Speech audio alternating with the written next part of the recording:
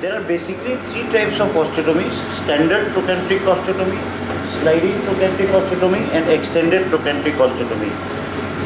We all must be aware that in the past, in the 70s and the 90s, people used to do a THR, that is Chanley's principle, in which we used to do a trochanteric osteotomy and then approach the hip. Then sliding trochanteric osteotomy came in function, and the extended trochanteric osteotomy. So basically, just you should have a concept that we in standard trochanteric osteotomy, we detach the GT with only abductors attached. Well, in trochanteric sliding osteotomy, this is also a savior, because in this type of osteotomy, we tighten the abductors and sometimes we need it actually. And the third and the last is extended trochanteric osteotomy. Now most of us, when we talk of extended trochanteric osteotomy, we are actually afraid that we are creating a fracture and we have to put a stem. So the process is actually complex, but believe me, it is a savior, and if you know how to do it, you will bail out from complex situations. In general, we have to extend the osteotomy in a planned way, and we do a controlled fracture and then we repair it. Now it does make revisions easier, it makes revisions safer, and it increases surgical efficiency. A lot of things foregoes, and it's very actually easy when I will take you to the slides and some papers. So typical cases, just have a look at these X-rays. Typical cases where ETO is definitely beneficial.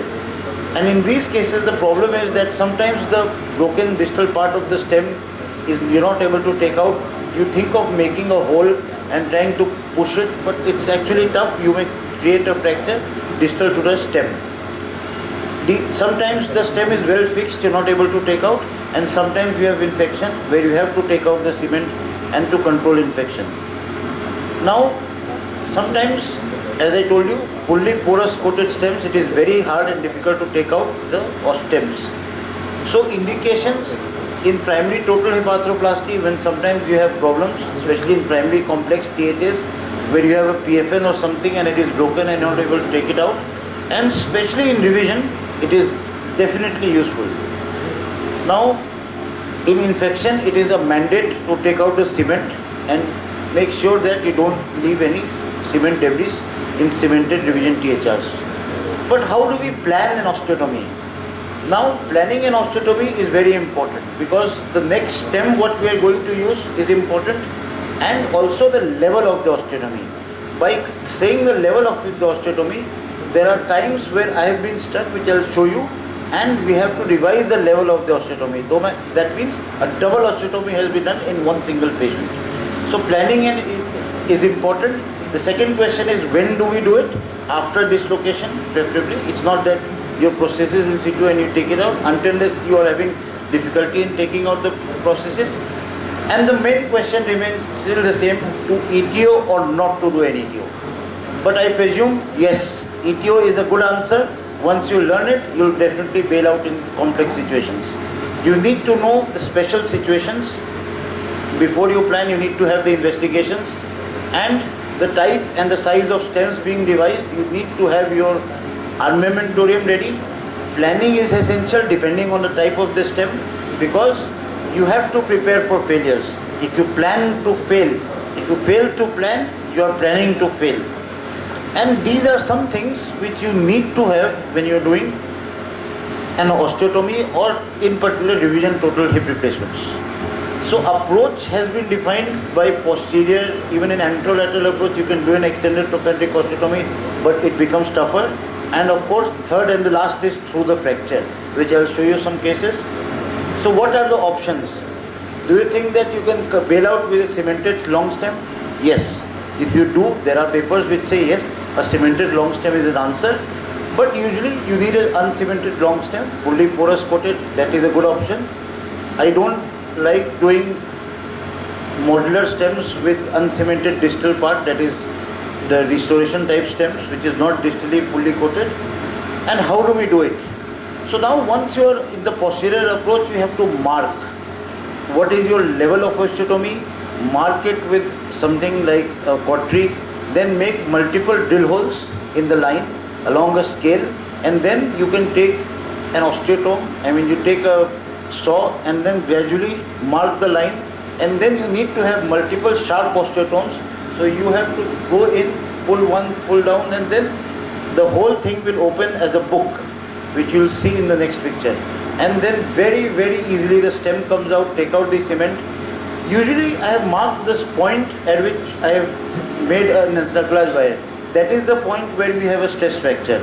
So I first of all mark my osteotomy site, do a wiring there, which obviously I have to revise if that becomes loose, and then do an osteotomy proximal to that.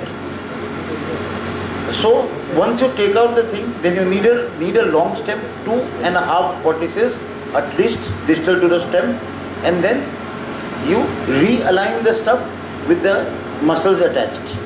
So this is how you reattach the stuff. So repair the osteotomy using multiple encirclage wire or cable ties.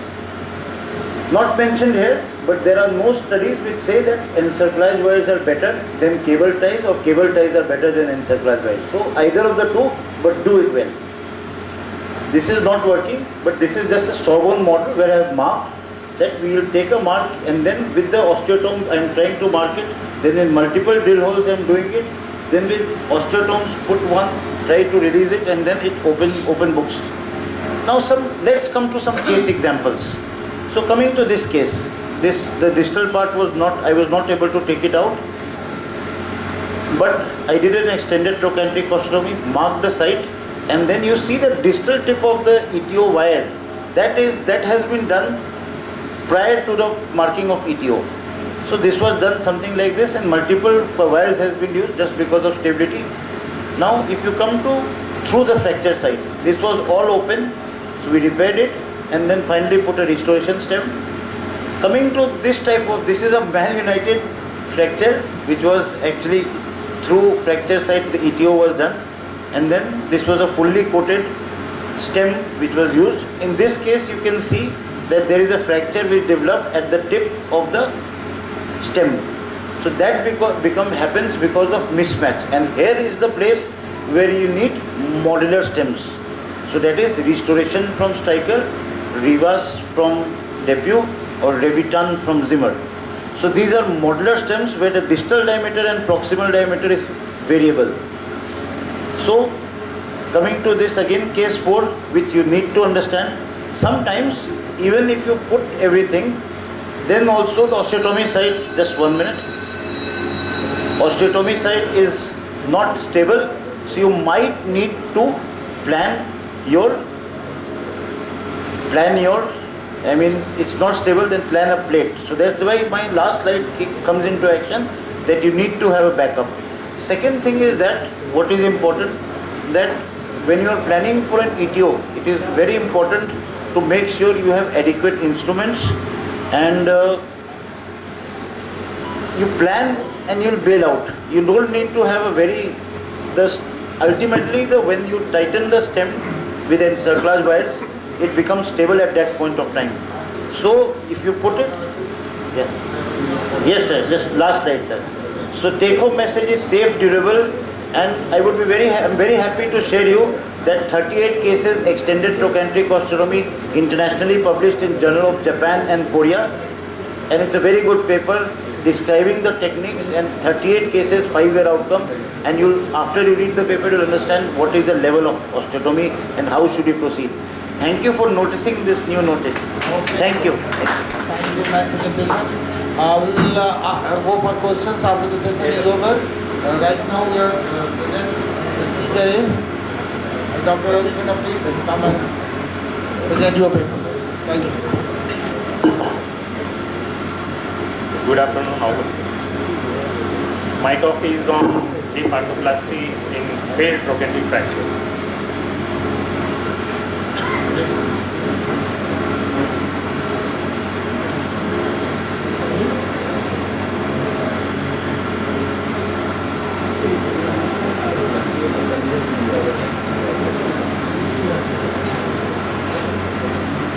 When the fixation fails before the bone unites, what are the options, surgical options there? So there are two options normally.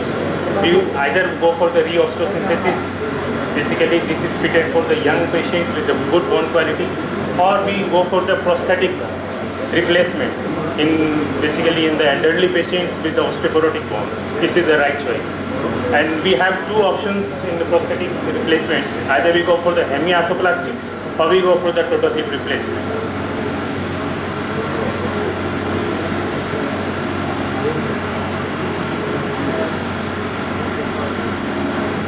So hemiarthroplasty is basically used or applied in low functional demand with the intact acetabulum.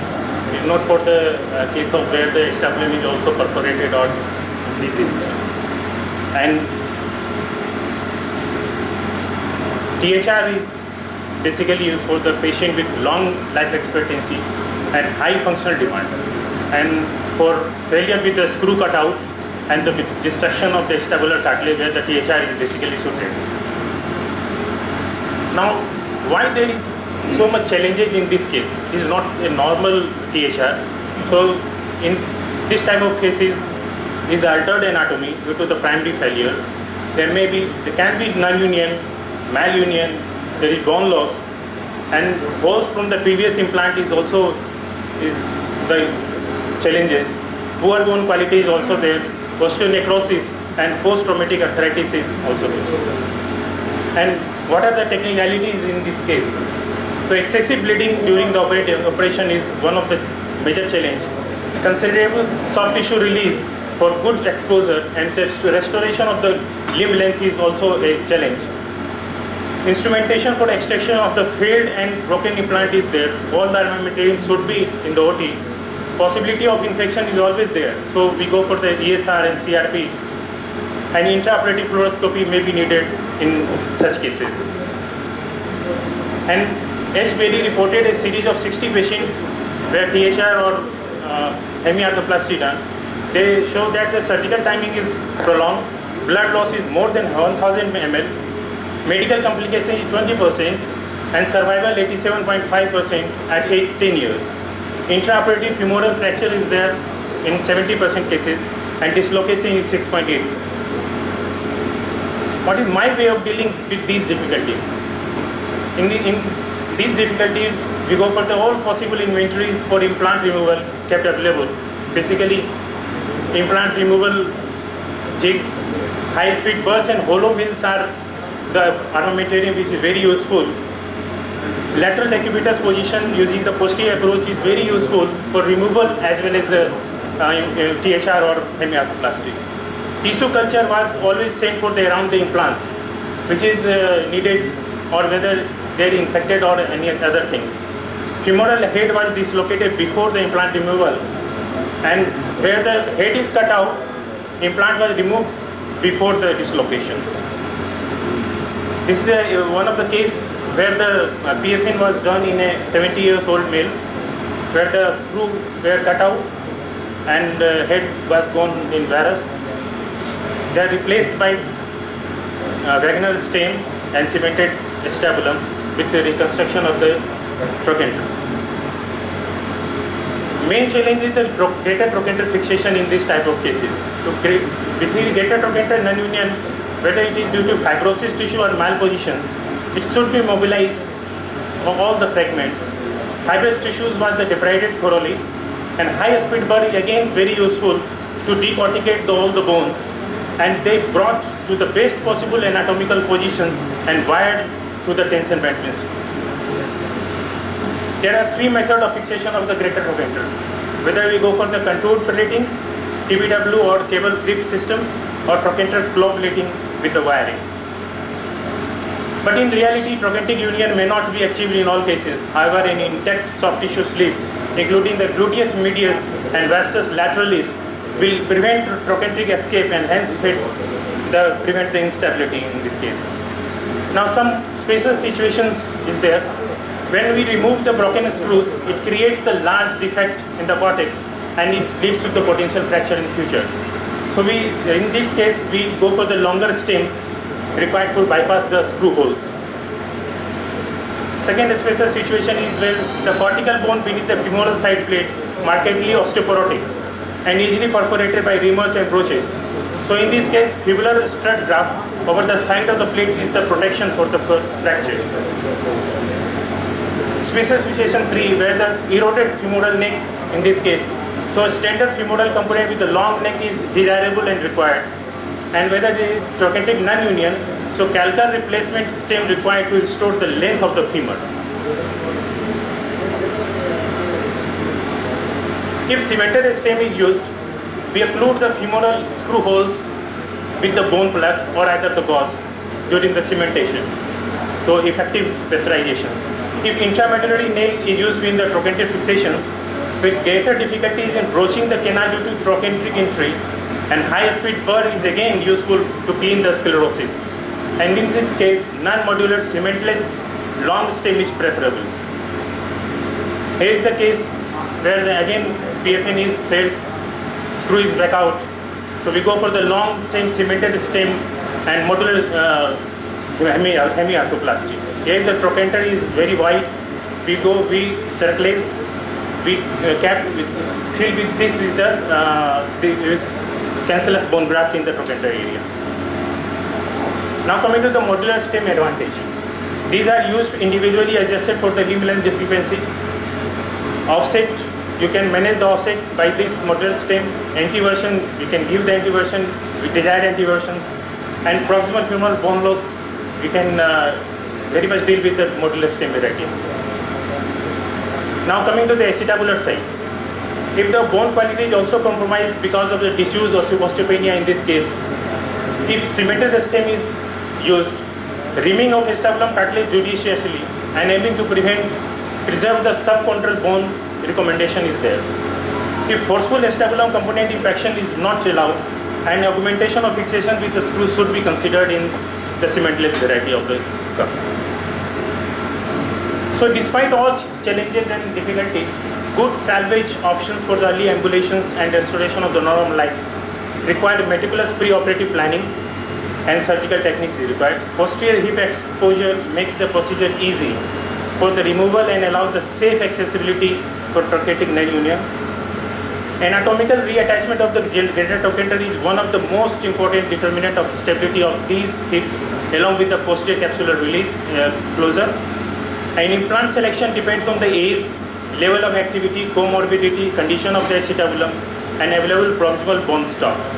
But bipolar hemiarthroplasty with long stem is an excellent option of the elderly patient with comorbidities without the acetabular damage. Thank you very much, sir.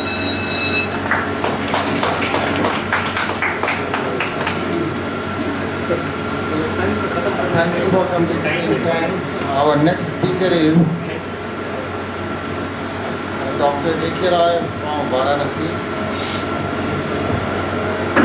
Please, sir. My friends and young colleagues, and especially my friend Singh, I'm thankful that you invited me for this place and this talk. And I'm not going to talk very high-fi things. I'm just going to talk very simple thing, but which has got a very solid scientific background behind it, that there is a time that we should come to a change in hemiarthroplasty, bipolar hemiarthroplasty, the conceptual understanding of the bipolar hemiarthroplasty, that when it works beautifully and it lasts and survives for a very long time. And those facts I'm going to elaborate, and in this design those things have been done to make your system last longer and provide sitting and squatting.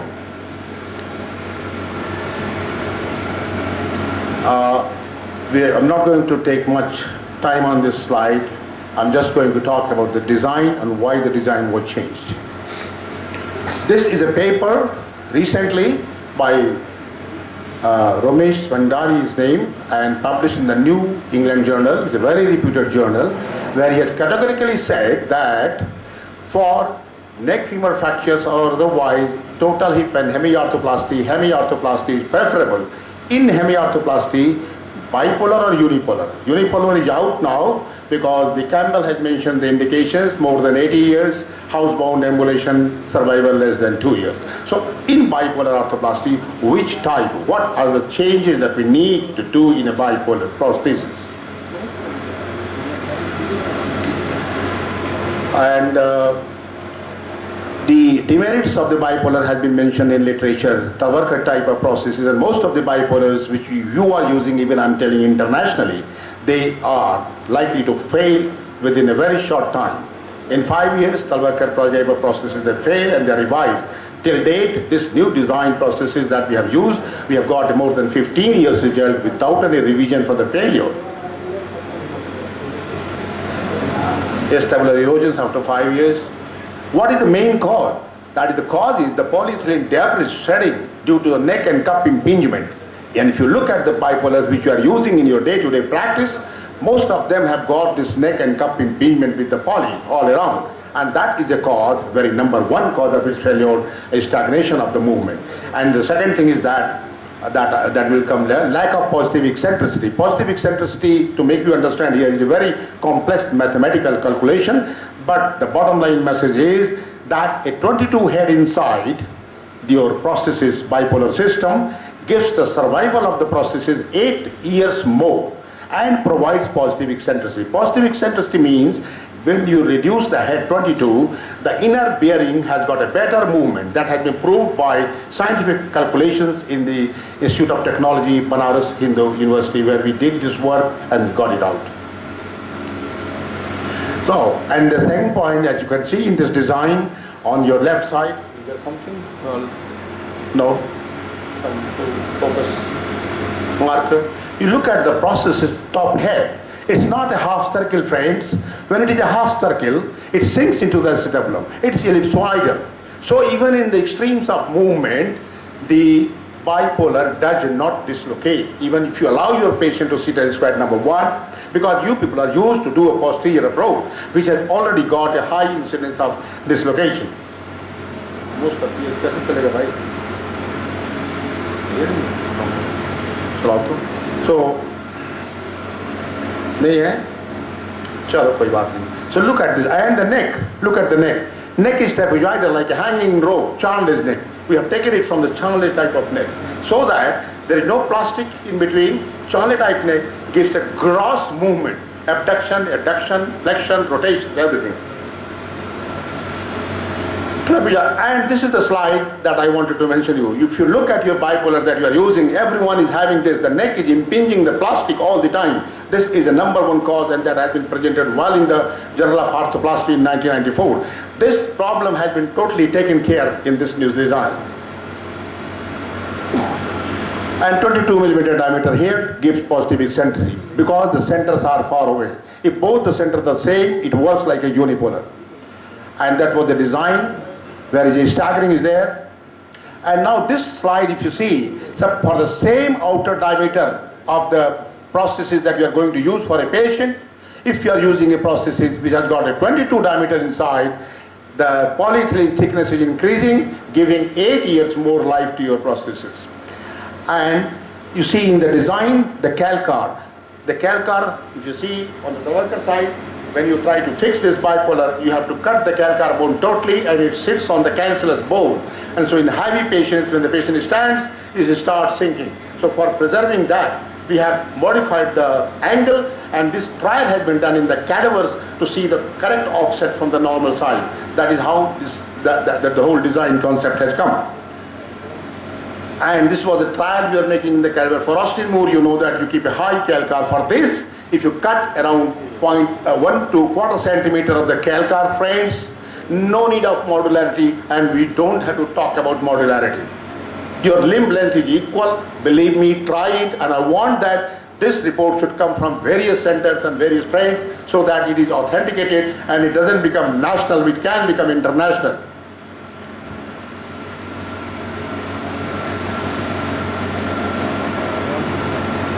Eccentric offset I'm not going to talk. It is basically the small center. The 22 head will have a lesser radius.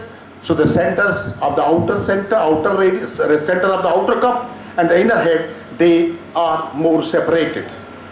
And that gives a better movement of the inner processes. That is the International Bipolar News what is saying. This is a complex mathematical calculation where I'm trying to say that the radius R of the smaller head will be less than a 22 head, which most of the bipolars are having, not all. So the frictional coefficient difference between the bone and the metal and the plastic and the inner head, that will be greater. So if it is greater, so the inner bearing moves better, and there is a better preservation of the movement at the inner head. And now see, this is how it should work. And this is in the initial stage, the movement is happening at the inner bearing. Everybody can try when we are using in the image. Now when it will hit not the plastic, but at the end it will hit the metal, not the plastic, and then the outer cup starts moving. That is how it should function in situ and outside as well. And this is another thing I'm going to say, whereas time is short. This is a complex mathematical calculation known as Hertz analysis in the mechanical engineering, that if you keep a process loose as we are normally used to do, if you need a 40 and you are going to put 39, this is not going to function as a bipolar. And also it will give every impact the patient walks on, it gives a thrust in the poly. That is called Hertz analysis, and this is stress. You can see the stress. A tight cup gives more stress. Like to establish a snug fit cup is the one that is giving you the minimum stress and leads to less erosion of your cartilage. So that is why it is important that you should put the exact number, and the processes should have all the odd and even numbers on the table. And that's important, right? Now this you all know, I'm not going to debate that you should do total hip, but it is a well-proved old article by Latin that unipolar, bipolar, THR dislocation rates are high. Just 1 minute, please, to just let me finish it. Finish. Oh, it's not moving. You stop. Did you stop it? Give me a little time.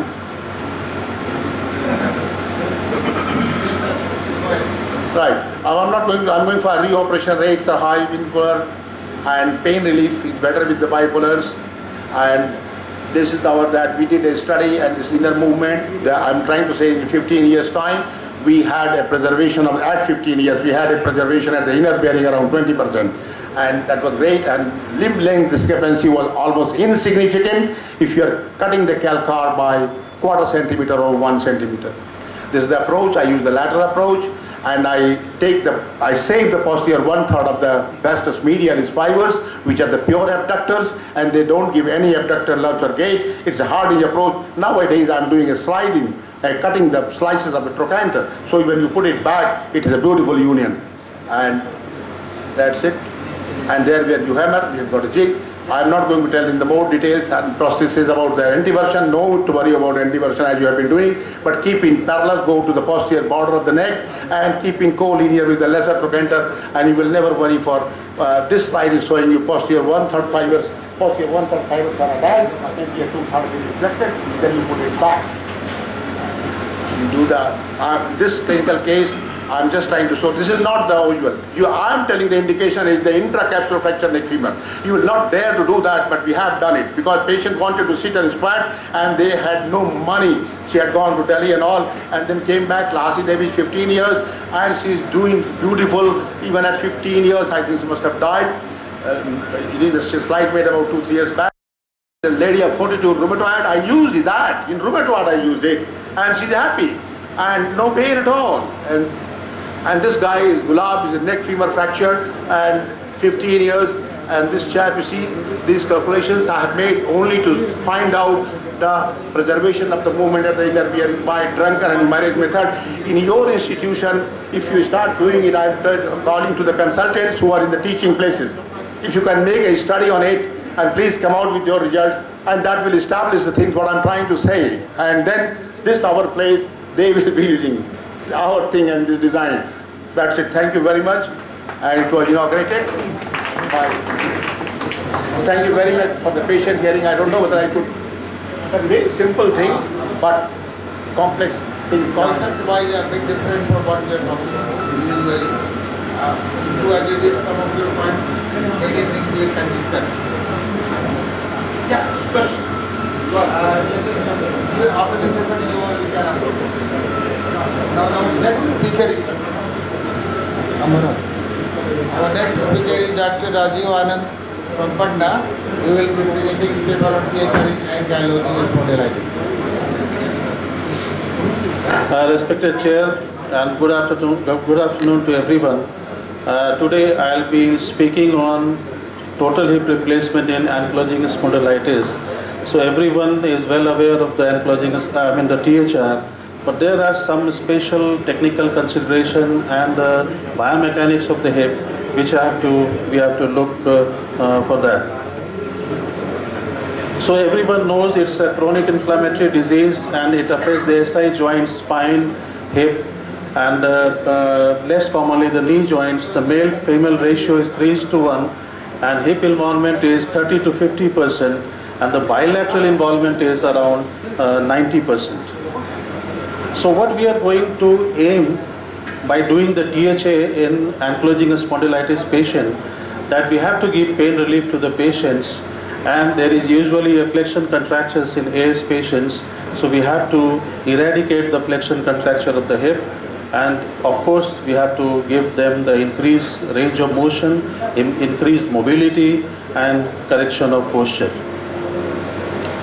So meticulous preoperative planning is very, very essential.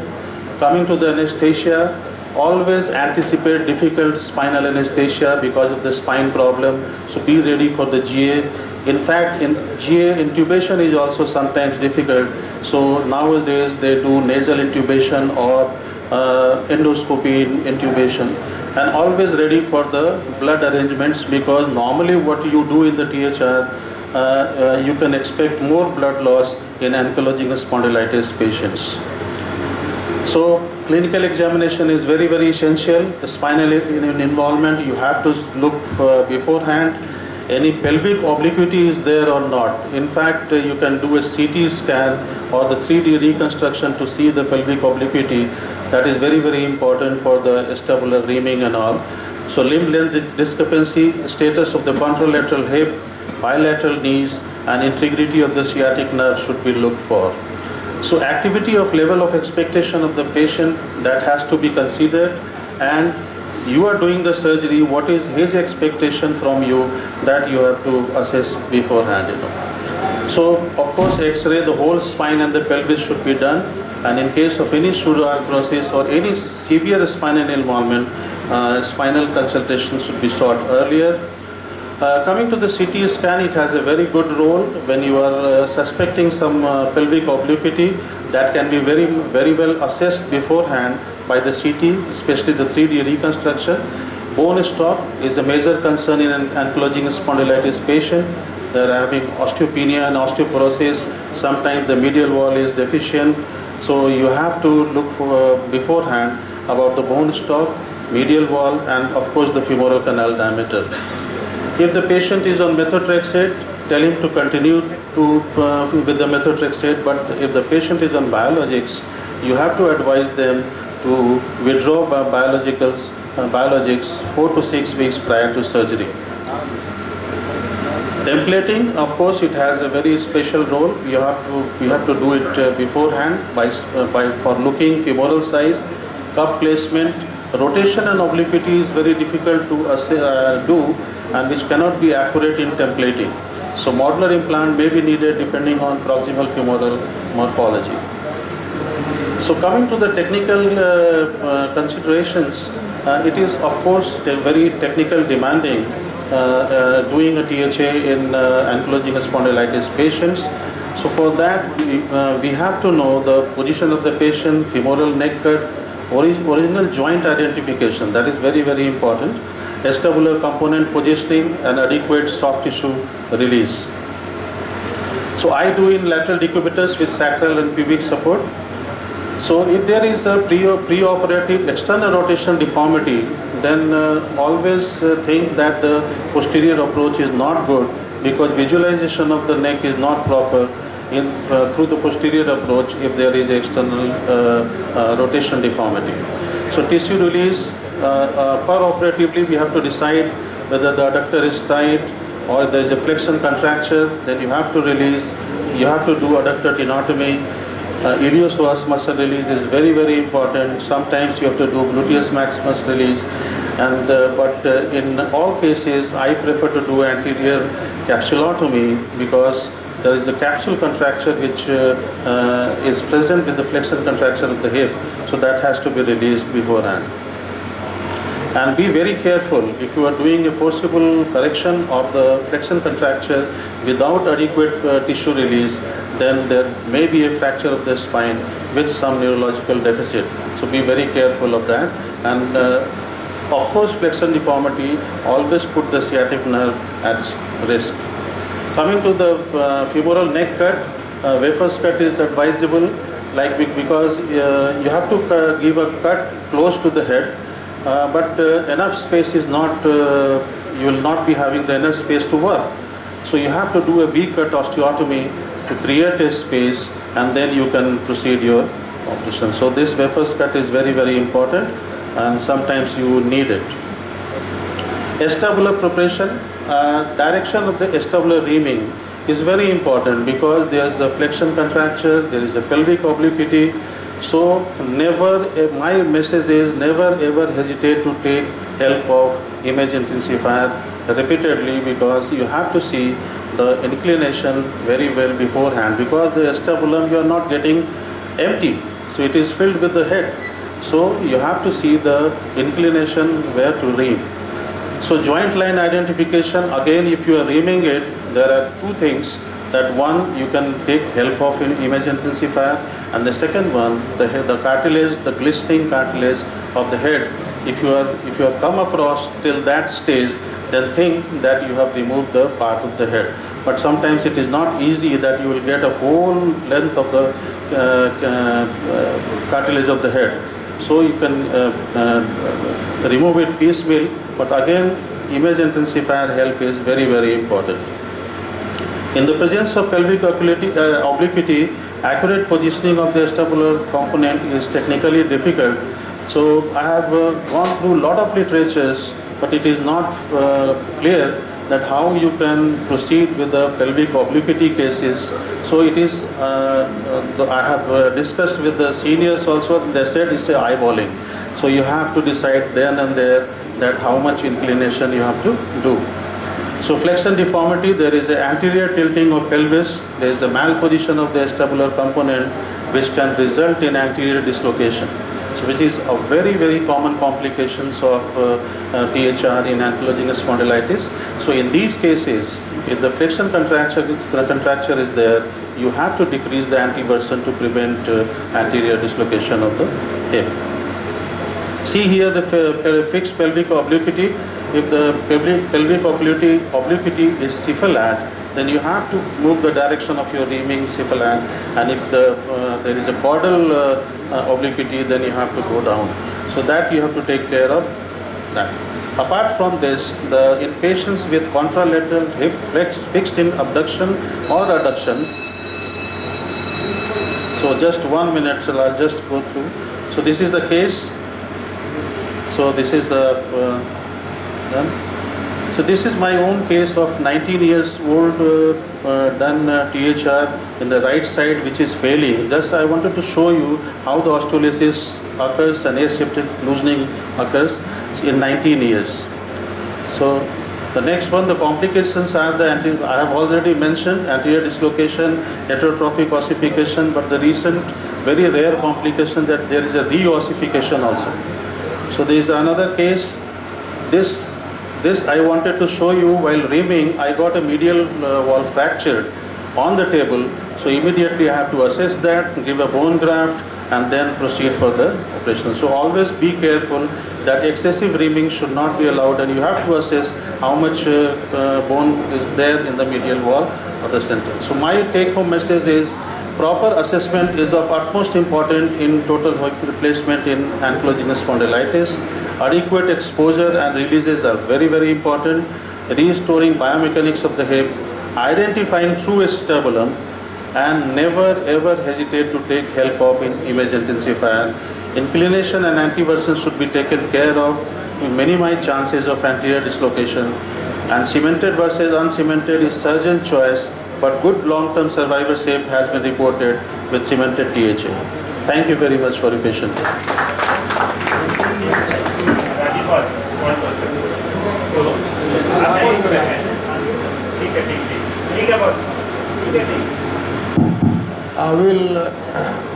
Question session will be after.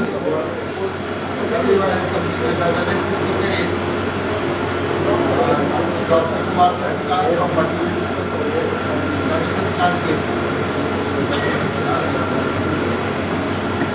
Thank you, sir. Good afternoon, everyone. So today I will presenting role of acute total hip arthroplasty in cases of acetabular fracture.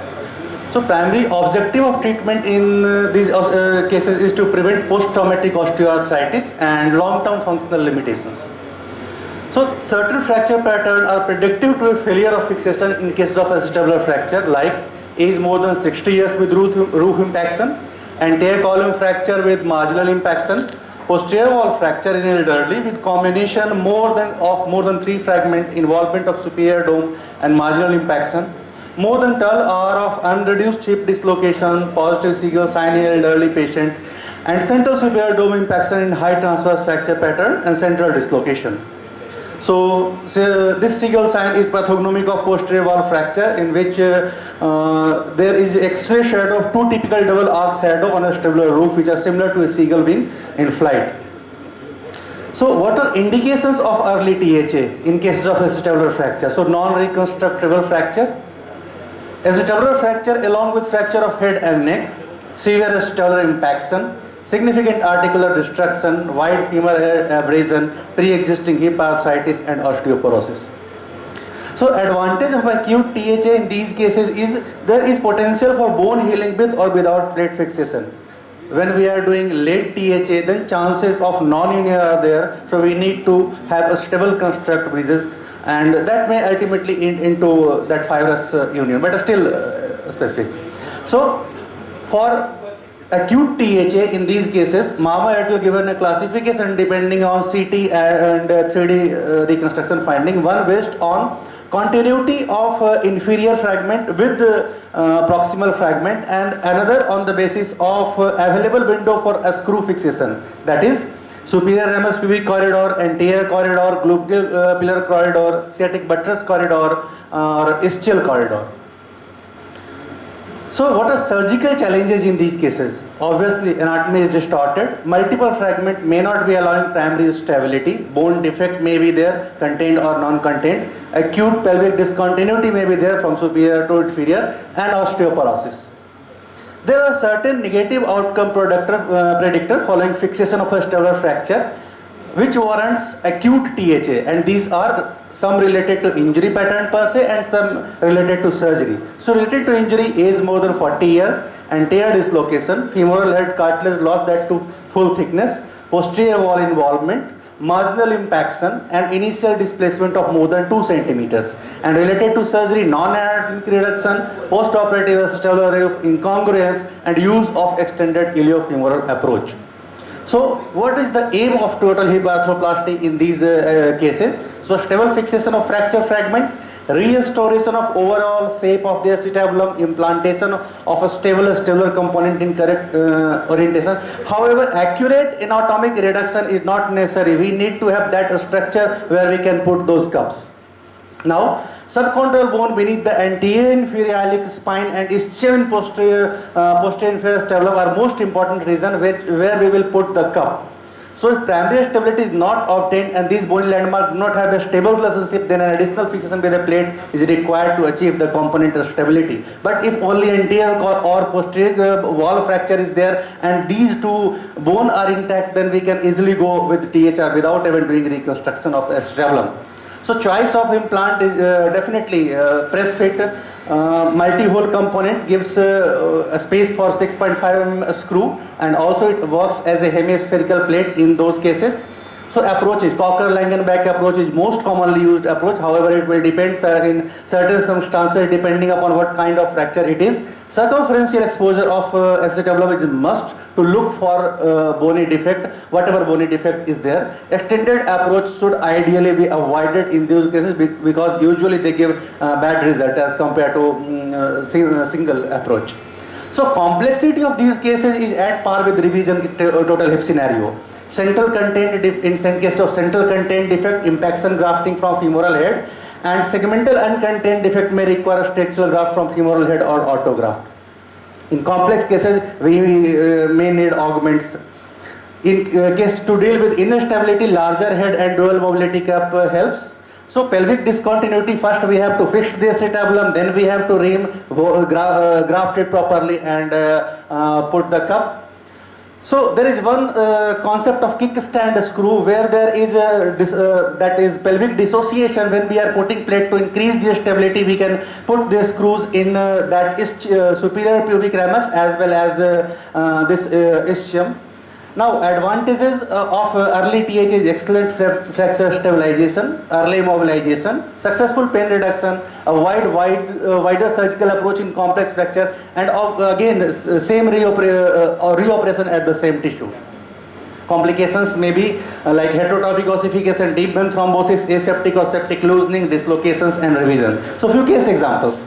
This 65-year lady have a history of fall from height with posterior wall stabilizer fracture, severe combination along with the dislocation, presented late, and there was combination of the posterior wall. So fixation of the posterior wall along with uncemented total hip replacement was done in this case, and here is 2-year follow-up radiograph. This 70-year-old gentleman had history of fall from height with transverse posterior wall stabilizer fracture and central dislocation. Seagull sign was positive. In contralateral hip osteoarthritic changes were there. So we choose to go for total hip reconstruction using reconstruction of the acetabular fracture along with uncemented total hip. This case, 64-year woman, fall from height, both column stabilizer fracture with central dislocation. Again, fixation of the column along with total hip replacement was done. This is 2-year case which can see that good osteointegration and callus formation is there. Now this case, a 35-year female with history of road traffic accident, presented late. She was having associated both column fracture along with superior inferior pubic rami fracture. So in this case, fixation fixation was not done. Multi-hole cuff was used, and we were able to have a stable fixation. It was already 2 months old fracture. Fracture was actually in gluing state. This is 1-year follow-up of same patient. This case, 35-year of male, a case of road traffic accident with fracture of posterior wall of acetabulum along with head and neck fracture. So in this fracture, we choose to do total hip replacement acutely on day 3 post-trauma with uncemented total hip replacement. Now this case, a 45-year gentleman with the case of a comminuted posterior wall fracture along with head fracture, and in this case we fixed the posterior wall, used head to reconstruct posterior wall. Some combination was there, some fragment were actually in the process of necrosis, and this uncemented total hip replacement was done. Now in this case, 52-year male, there was history of fall from height, ipsilateral calcaneal fracture was also there in this patient. CT scan, we can see that there is both column fracture along with posterior wall fracture with fracture, head of the femur along with fracture neck of the femur. In this case, we did fixation of the acetabulum with recon plate along with multi-hole uncemented cuff. So my take home message is that total hip arthroplasty in acetabular fracture should not be viewed as a simple solution to a complex issue, and complexity of these cases, few seconds please. Complexity of these cases is at par with revision total hip scenario, and the surgeon should be familiar with both pelvic fixation and revision hip arthroplasty. Early total hip arthroplasty is considered in a small subset of patients with a acetabular fracture, and a stable fixation of the acetabular cuff is crucial when treatment choice is total hip arthroplasty. Thank you. Thank you, Sati, for nice presentation. Now, may I request Dr. Ashish Bajaj to present his paper. Hello.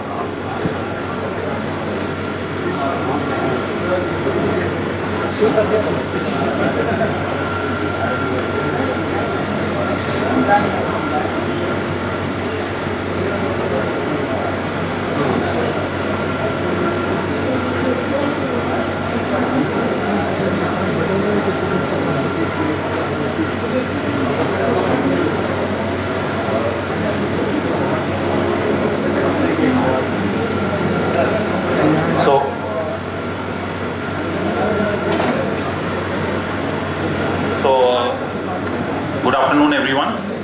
So hip instability, how do I manage and what is the evidence? So let's start with this X-ray. One fine afternoon when a patient comes to you in your OPD and you're stuck with this X-ray. So what are the questions to be answered actually? So what all things that comes to your mind? Let's go through. So what are the learning objectives from this presentation? To know the incidence of hip instability understand the causative factors leading to such a situation, and of course to evaluate and manage such cases. So dislocation following total hip is a significant and unfortunate common complication. It is one of the most common causes of revision surgery and is ahead of aseptic loosening and infection, especially in US. Coming to the incidence, different registries quote differently. In primary total hips, it's around maybe 1 to 5%, and in revision cases may go up to 30% in few registries. But most importantly to mention is it mainly occurs during the first 3 months of surgery. So that is very important. However, late dislocations often become recurrent and require surgery. So etiology, what are the factors behind it? So it can be multifactorial, so can be patient oriented, can be some surgery oriented, and of course implant oriented. As in such case, here you can't blame the implant or neither the patient. You have to accept that it is a surgical problem. Coming to the patient factors actually, so a lot of literatures have shown that it's generally seen more in cases of a female preponderance. There is always a female preponderance, and age, as the age advances, there are more chances of dislocation. Also in abductor weakness and other neuromuscular disorders, so the chances of dislocation greatly increases. The surgical factors, which are one of the most key important factors deciding the dislocation chances. So most of us, I believe, are posterior hip surgeons, at least I am. So we have to be cautious, like we have almost 70 to 90% increased chances of dislocation as compared to a lateral or anterior hip surgeon. Secondly, capsular repair, the soft tissue repair, is equally important because it greatly reduces your dislocation chances by almost 10%. Then the tension that you achieve following your total hip, that is also equally important. Your positioning, that is the key basically to prevent these dislocations. And of course, not to forget your experience. Coming to a few of the implant factors, which I'll be going through in a couple of slides. So the head diameter, these normally you have to take care of these things while you are doing your primary surgery so that you do not post your patient for a secondary surgery. So head diameter, the trunnion, you have to take care of that, the head neck ratio, the offsets, the vertical, the horizontal offsets that you are maintaining, and of course the liner options. A word about the jump distance. Actually, the prosthetic hips with less jump distance are likelier to dislocate as in smaller heads as compared to the jump distance which are bigger, so that in cases of bigger heads. The skirts that we use to increase the neck length so as to achieve a proper vertical offset. So that is very important actually, that normally reduces the range of motion, it reduces the head to the neck diameter, and of course reduces your stability. So coming to the most common cause of this instability is the component malposition. So excessive anteversion, if it is there, it may lead to an anterior dislocation. When there is a retroversion, might lead to a posterior dislocation. Excessive inclination, as seen in this X-ray. So it almost it is on the verge of a superior dislocation. When there is a closed cup, it can lead to impingements. But this is almost haywire, so you cannot put this into any of these categories. Coming to the first X-ray, the cup, this is on the verge of, actually there is an impingement, that is why I have put in this X-ray. Coming to the second one, there is a closed cup that we have put in. So it normally causes impingement and may lead to further dislocation. Lennox safe zones has been described, which suggests that when you put your cup at around 15 degrees of anteversion and 45 degrees of inclination, there is the least chance of dislocation.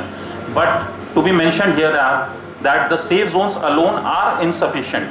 So it is the good intraoperative assessment which is more important rather than only the safe zones to be dependent upon. The combined anteversion we should all check. Normally we all check it. So it's nothing but a line that is drawn parallel when you put up your implants, which is parallel, these two black lines, the smaller black line at the base of the head and the longer black line along the neutral liner. So these two should be parallel, and it normally comes parallel when the hip is a bit extended and internally rotated. So that's your combined anteversion. That is very important to check so as to minimize the risk of dislocation. And of course, so there are a lot of loose bodies can be there. So there may be osteophytes, some labrums, and other tissues, scar tissues may be there all around the acetabulum, which might lead to impingement and eventually, as in this picture, may lead to a dislocation. Not to forget, the rate of dislocation has an inverse relationship to the experience of the surgeon. So how to manage it? So you have to have a proper evaluation, clinical and radiological. So you have to have a proper history, the activity which the patient was performing, the position of the limb, of course the documentation of the previous surgery, that is equally important. So what approach was used, what implant was used, all these things are very important. So we should all document these. And finally the radiological part, the x-rays and of course the CT. You should also rule out infection in case of inflammatory markers that are equally important. So a CT is one of the must, I think, in these cases to evaluate what treatment plan you are offering.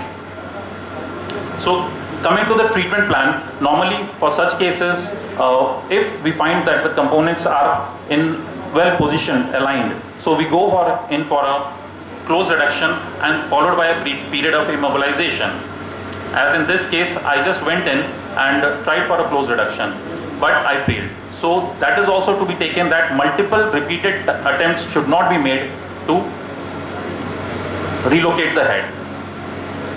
Secondly, if the malposition you consider it to be less than 10 degrees in any of the planes, then a modular component exchange can also be done. Likewise, if you have a vertical offset problems, then you can increase the heads, the neck length. You can increase the head size if you find that smaller head you have put in earlier, or the liner options that can be managed.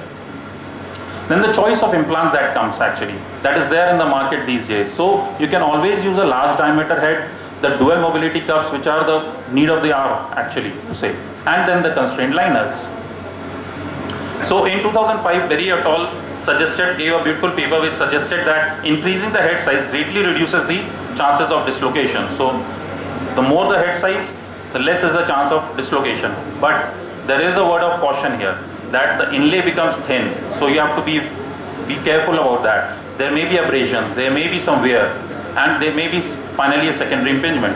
So normally head with dia more than 36 millimeters is normally not used. Coming to constrained liners, these are mainly used in cases of abductor insufficiency and neurological disorders. Here what happens is, as in the fourth picture, that there is a ring which locks into the acetabular shell, so prevents dislocation. But however, this is also there with certain disadvantages, like there can be a traumatic failure, there can be dislodgement, the dissociation, all these things can happen. Finally, the dual mobility cups. Last slide. So it was originally designed by Gillies Bouspe, and basically it combines the concept of the low friction with a larger head. To be honest, it is nothing but a acetabular socket, the bipolar fixed in acetabular socket. It is nothing but that. But however, this may also lead to an intraprosthetic dislocation. So patient who fails with above all these treatment is liable for a resection arthroplasty. So to summarize, there are 4 important variables to determine the stability of your total hip. First of all, the component design, which should be individualized depending upon your patient. Second, the component positioning. So a good learning curve is there, and you should be confident about the positioning of your implants. Thirdly, the tensioning that you are providing is equally important intraoperatively. And of course, the soft tissue function. Thank you. Thank you. Now we have come to the end of session, and I will request all the speakers to kindly come onto the stage so that questions can be invited from the audience.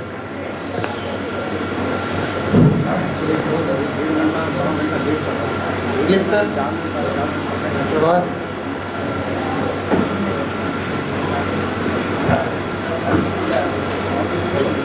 Now everyone, Dr. Assis, probably he has left. So now any questions from the audience, one by one. First, the speaker was Dr. Assis, he is not here. The second was, Dr. Khandelwal. Any question from the audience? He has spoke on THR on intracardiac fracture.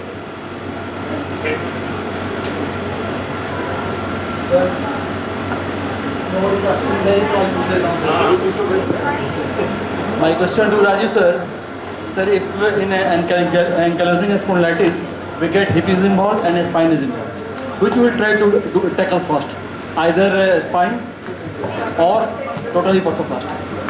It's a very debatable point that which to tackle first. But if there is a spinal involvement and if there is any neurological deficit, it has been advised that tackle the spinal problem first and then go for ankylosing spondylitis. Dr. Assis, 6 weeks post-op THR came to you with dislocation.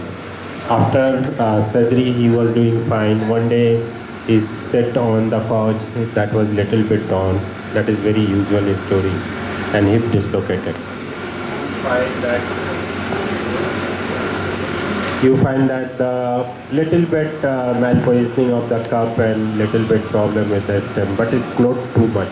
Okay. So what will be your approach? I will still go in with a close reduction. I'll attempt it once, but if it doesn't come, then I'll straight away go in. But before that, we need to take a CT scan actually to just manage the others to see the orientation. That already there I said, So- little bit of just... So that's what I mentioned in my slide, that if the malposition is less than 10 degrees in any of the planes, so you can always go in for a close reduction or a modular exchange if it doesn't happen.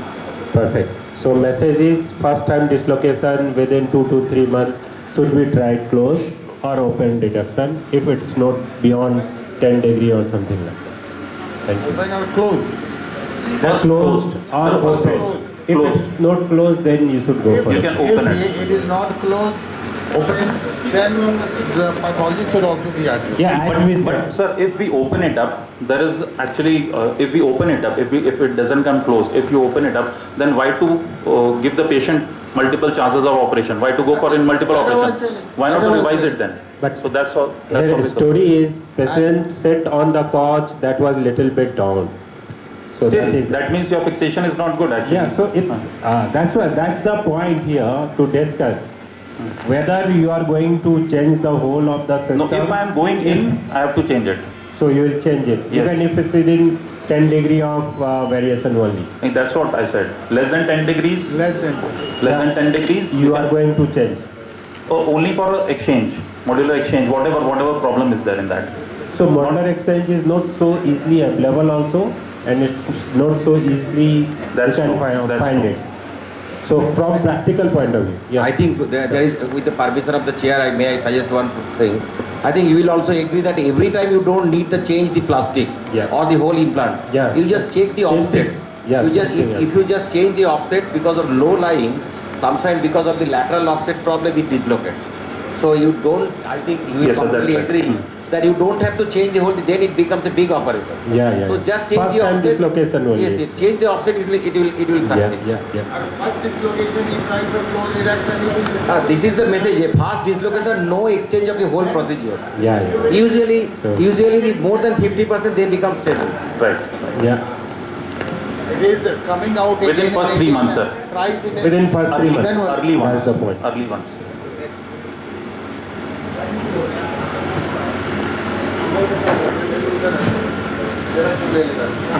My question to Dr. Bajaj, as we see the evolution of total hip orthoplasty, initially there was the larger heads and the range of motion was good, stability was also good.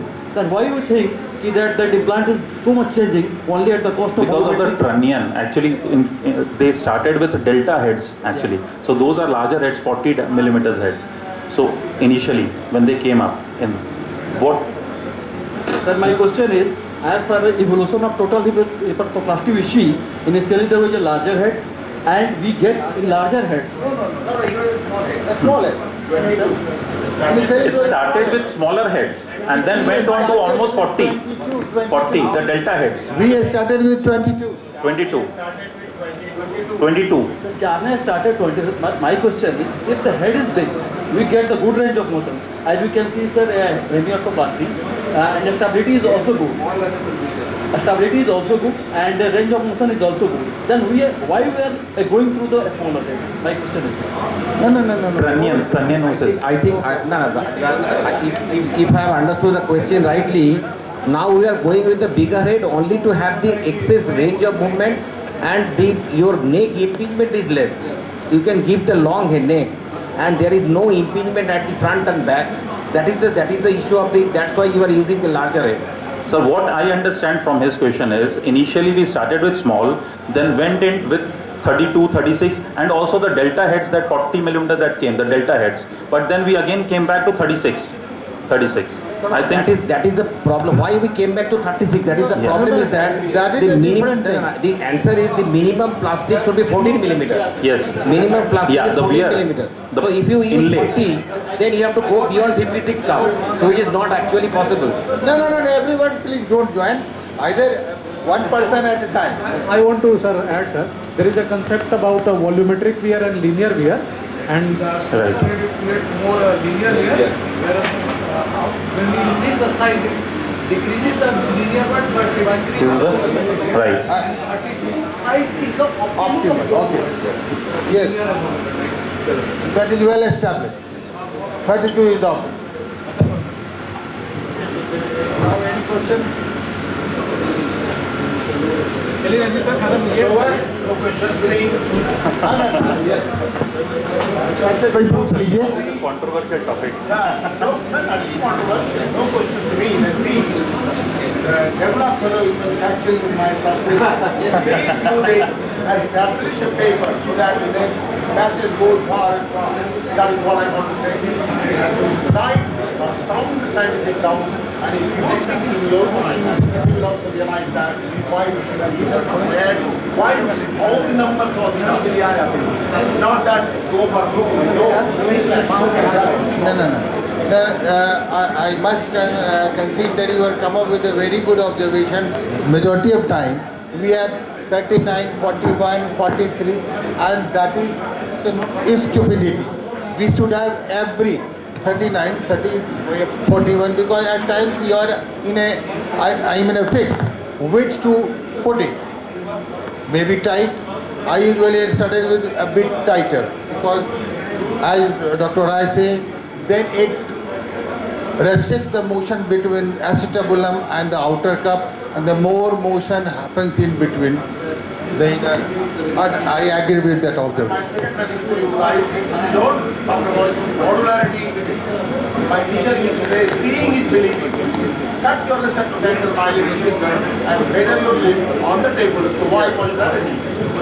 Fresh, extra time, practical, and prevent that flow. And you are going to have your Sir, my question is regarding ETO. ETO. It is not here. I think Dr. Gupta can answer. Anyway, you come up with the Anyone question. can answer. In case of extensively coated porous femoral implant, in case of revision situation, when you are detecting that it is extensively coated porous implant, will you go for ETO directly, or you will try another method first, then you will go? No. We'll try to remove it. Let me tell you. There are two types of ETO. In one, the standard ETO, 1/3. The transfemoral, 1/2. And here you have to first know what is the extent, and then you can take it out. What is Extended the issue? trochanteric osteotomy is one where you cut from above to below the your implant. That Not is only extended. that, the amount of cut diameter wise, 1/3 or 1/2. 1/2 is Wagner osteotomy, transfemoral osteotomy. Where you are in trouble, you can do a Wagner. Sir, my question is, will you go for ETO direct in case of revision, or you will try another method? Once it fails, then you will go for ETO. For extensively coated, it will be needed much better. First subject your the implant extractor set, do the hemming, it's not coming, then you will do the ETO part. Will you do window and push that implant from below? That you can check, but the standard practice is once your implant is not coming with extractor set, go directly with ETO. It's maybe shorter one, maybe a standard one, or maybe you can vary if implant if is lower, then you can go till that. There is no problem. Can I answer your query? In cemented cases, it is possible that without doing ETO, you can take out your implant. When you make a cleavage between the cement and the bone. But those cases where it is uncemented, porous coated, they bond with bone, the bone grows, they all become one. In those cases, to take out the implant will be hell until unless you do an ETO. Yes. Thank you, sir. चलिए तो thank you everybody. Now we have come to the end of the session. Thank you.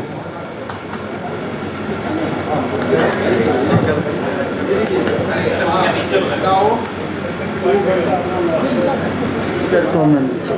may I request Professor R. Konogia sir to kindly come onto the stage and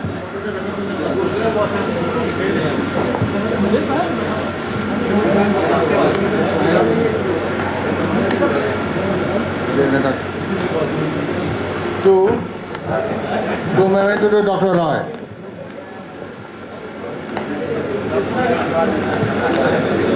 इधर photo तक photo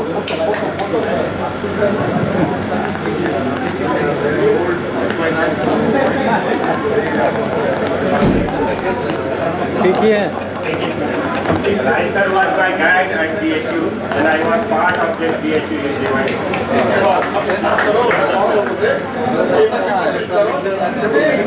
आपका काम नहीं कर रहा है आप लोग की पब्लिक ध्यान जो निकला है और पब्लिक करिए बस इनको भी और Okay, thank you, sir.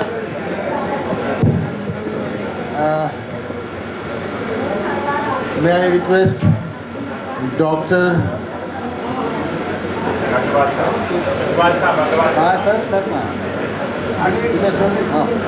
Dr. Professor S.S. Jha sir to kindly come onto the stage and give memento to our speaker, Dr. Rajiv Anand.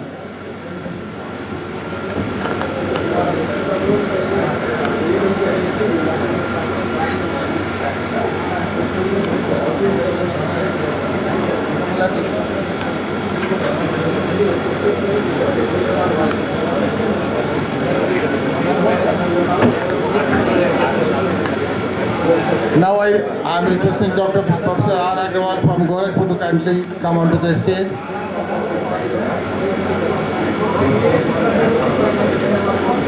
And give a memento to speaker Dr. Khandelwal.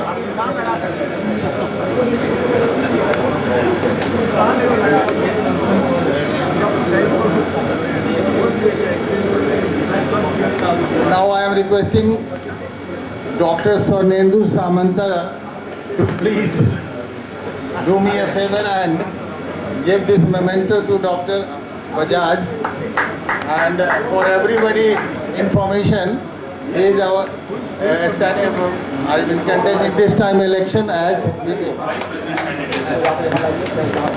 and now Dr. Raman, please do the honors this last code of the day of this session.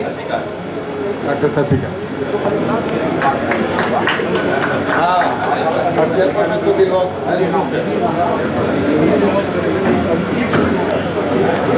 May I request Dr. Samanta to please come. Dr. Samanta, sir. Ajit Kumar, sir. May I request, sir? Please. Please give memento to Dr. Ajit Kumar Singh, sir.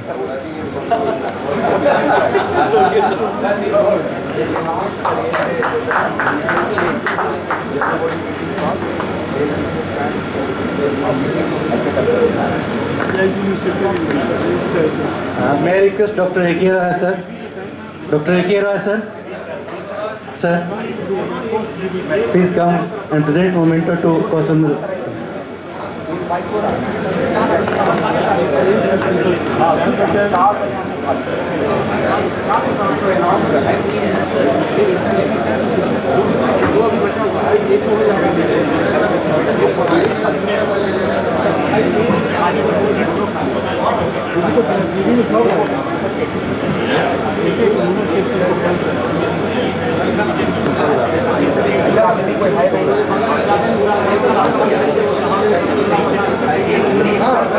May I request Dr. Rajiv Raman sir to please come and present memento to Dr. Rajendra Prasad sir.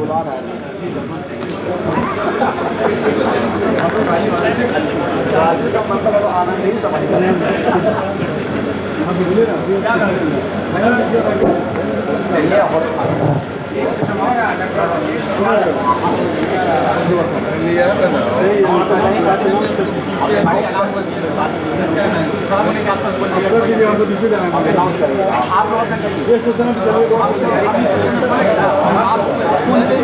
afternoon, everybody. Very interesting lecture we have seen about the arthroplasty. Now we are going to again very interesting topic about the arthroscopy. I request the chairperson Dr. Rakesh Chaudhary sir, Dr. Arvind Gupta and Dr. Upender Kumar to kindly chair the session.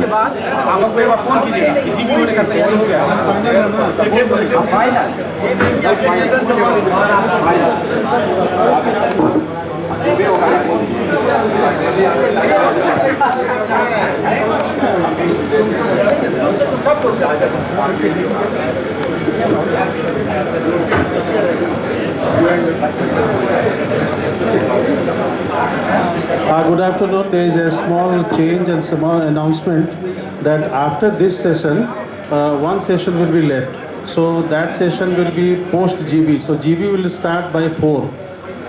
So after this session, complex trauma, one session is left. So that will be decided that it will be happen after GB,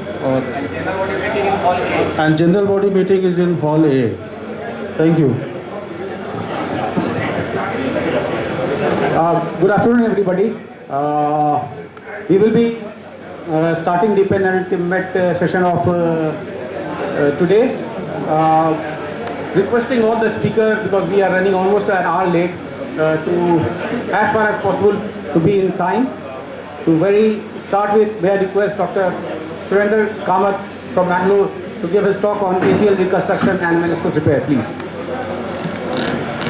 Hello, good afternoon. Respected chairperson and my dear friends.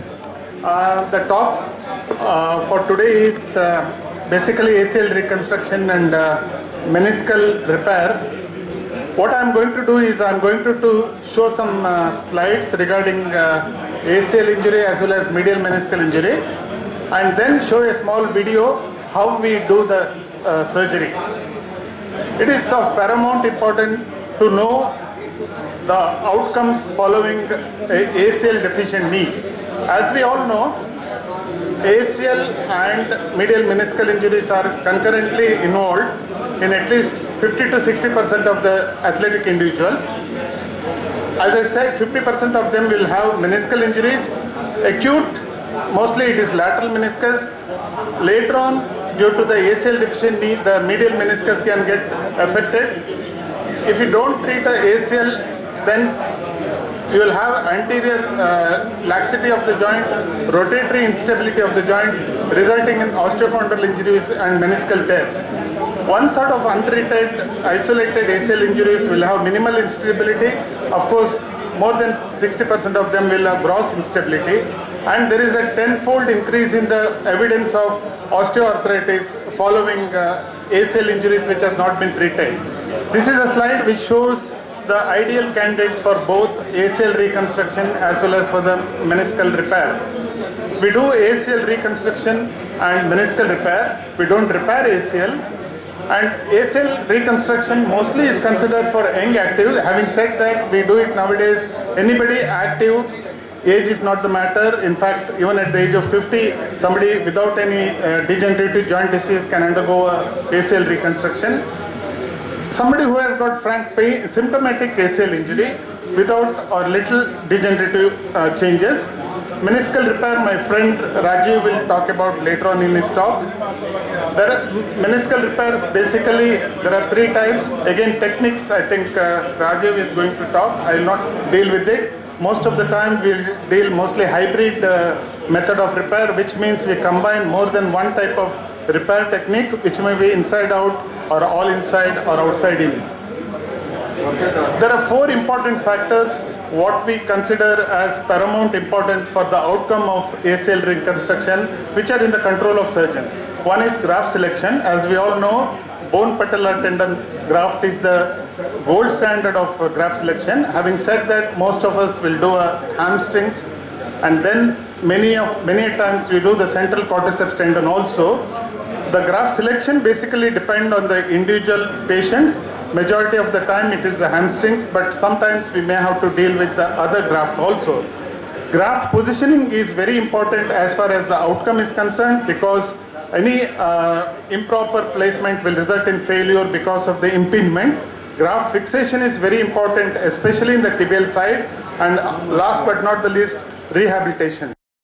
OT setup, what we do most of the time or almost always, the ACL is reconstructed in the flexed knee position.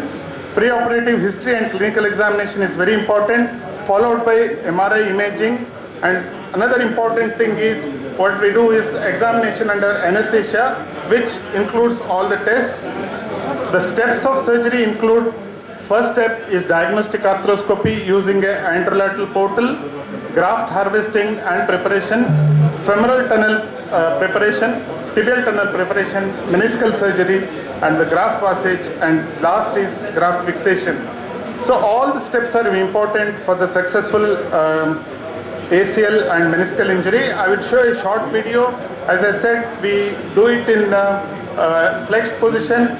After we have done a diagnostic arthroscopy, we go in for mostly harvesting, which is a hamstring graft with an oblique incision about 2.2 centimeters medial to and distal to the tibial tuberosity. Once the superficial structures are, what we identify is the sartorial fascia, cut the sartorial fascia.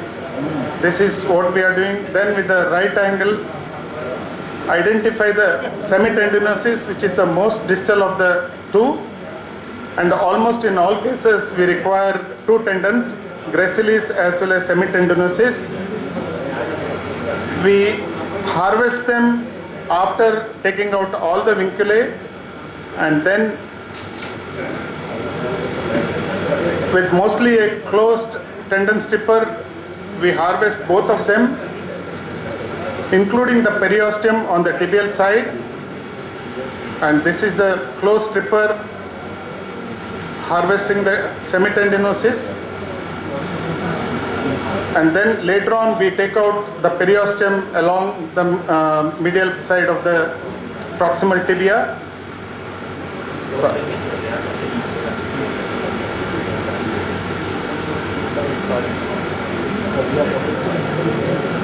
I just wanted to fast forward, that's all.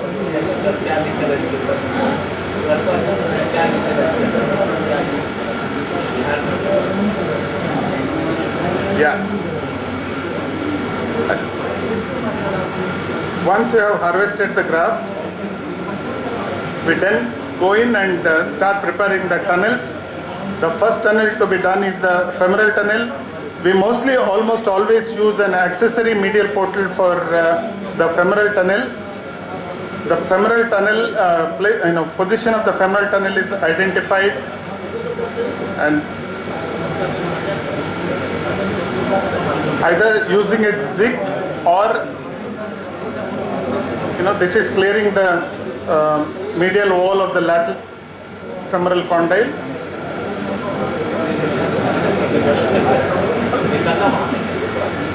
Yeah, as I said,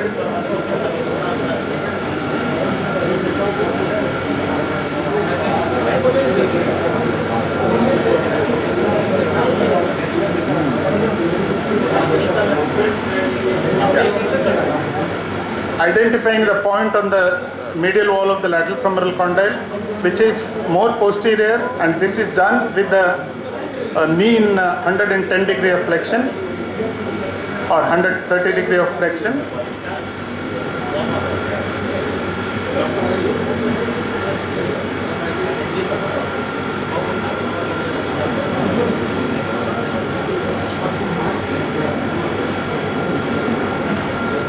Yeah. And there was a small peripheral tear of the medial meniscus, which we decided to go ahead with the trimming. And there was a large longitudinal tear of the lateral meniscus associated with this particular patient, which we have done a repair.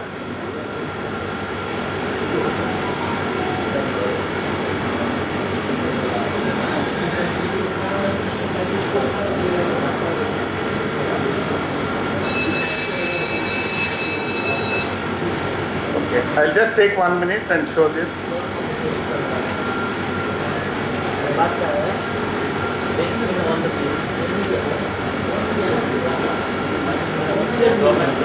That's the trimming of the medial meniscus. The lateral meniscus was damaged, and that is the trimming. And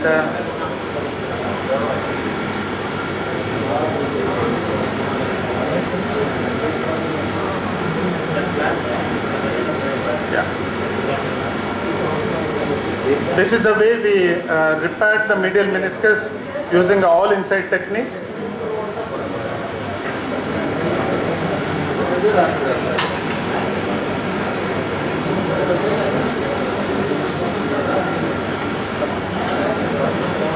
Using 2 cinches. Yeah. Then finally the graft is passed inside, and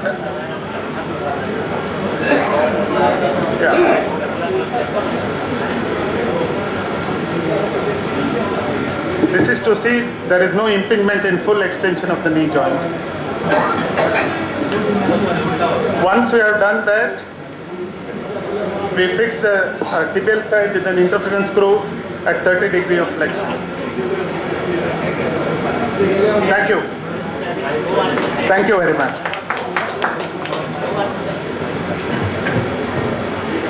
Nice presentation, Dr. Surendra. Just one question. You made tunnel of ACL first before doing meniscus repair.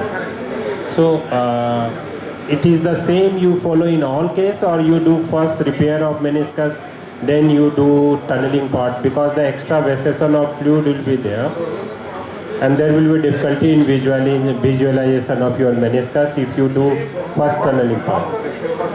It's mostly extra vessel into the... Yeah, blocker in the tibial side, but in the femoral side also you met that. We didn't have any problem.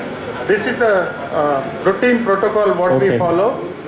We do the tunnels, then do the meniscal surgery, and then pass the graft and fix the tunnel. Okay, thank you. Thank you. Next speaker is Dr. Kumar Gaurav. He will be talking on ACL reconstruction in older population.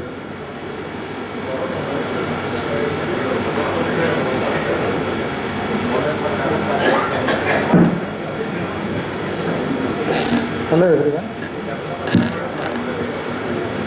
My topic is ACL reconstruction in older population.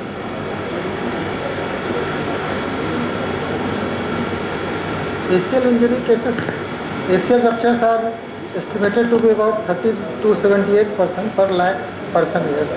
These are increasing day by day because of increasing diagnostic facility and people awareness.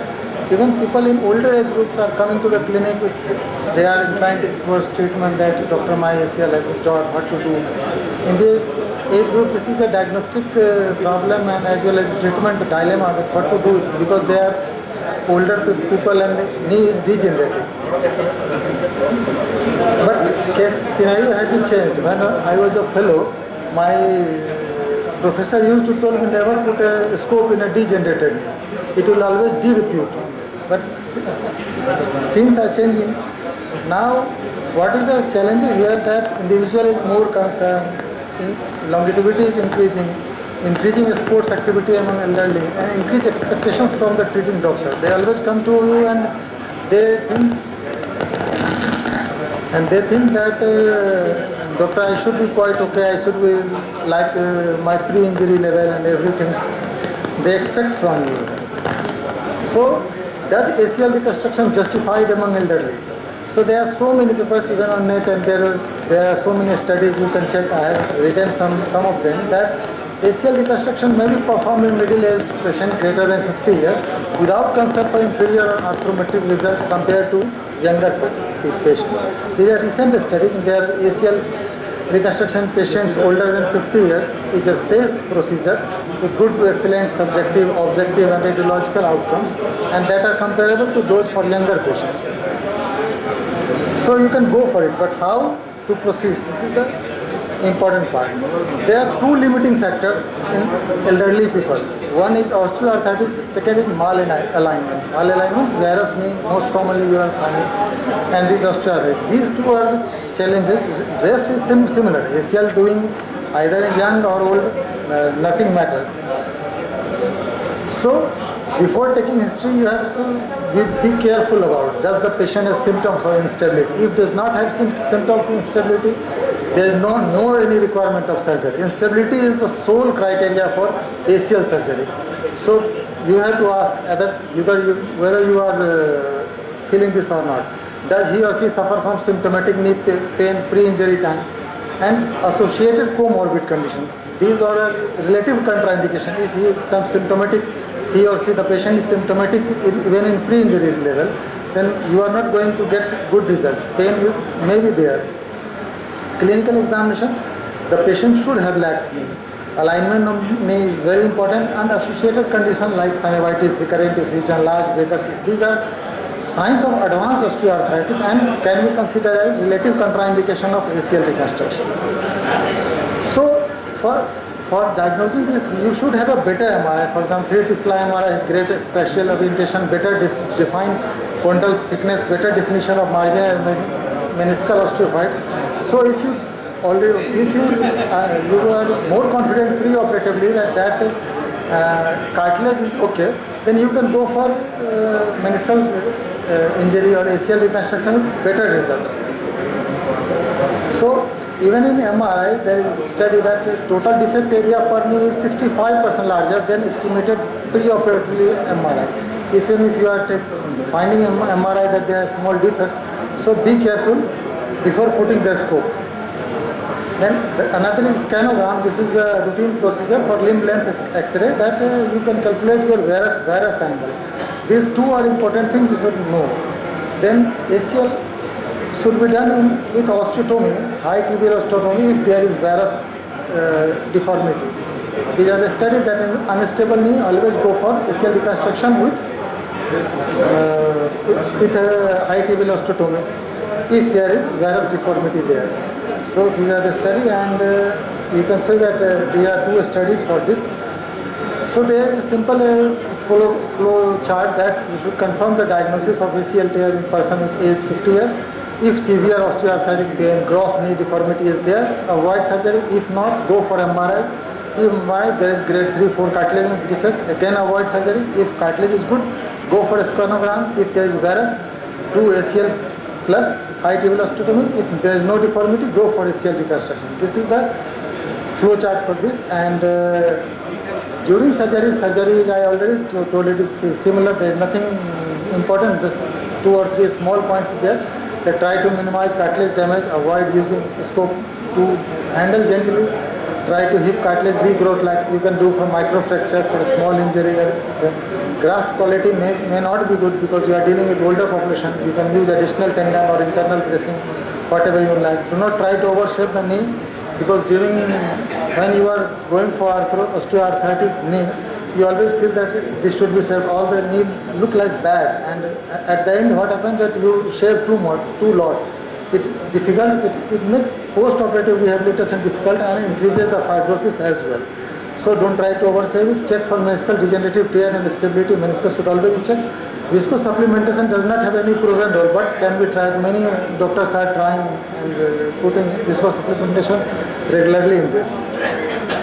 So the take-home message is proper counseling, good pre-operative planning, good MRI, long leg X-ray, avoid ACL reconstruction in condyle damage if it is severe, and malalignment should be corrected, less damaging surgery try to do, and post-operative. Thank you, Gaurav. Finishing on time. Any question from floor?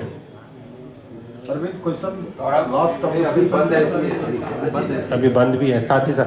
So question is 2 question. One is, do you think doing microfracture in elderly population is going to regrow the cartilage?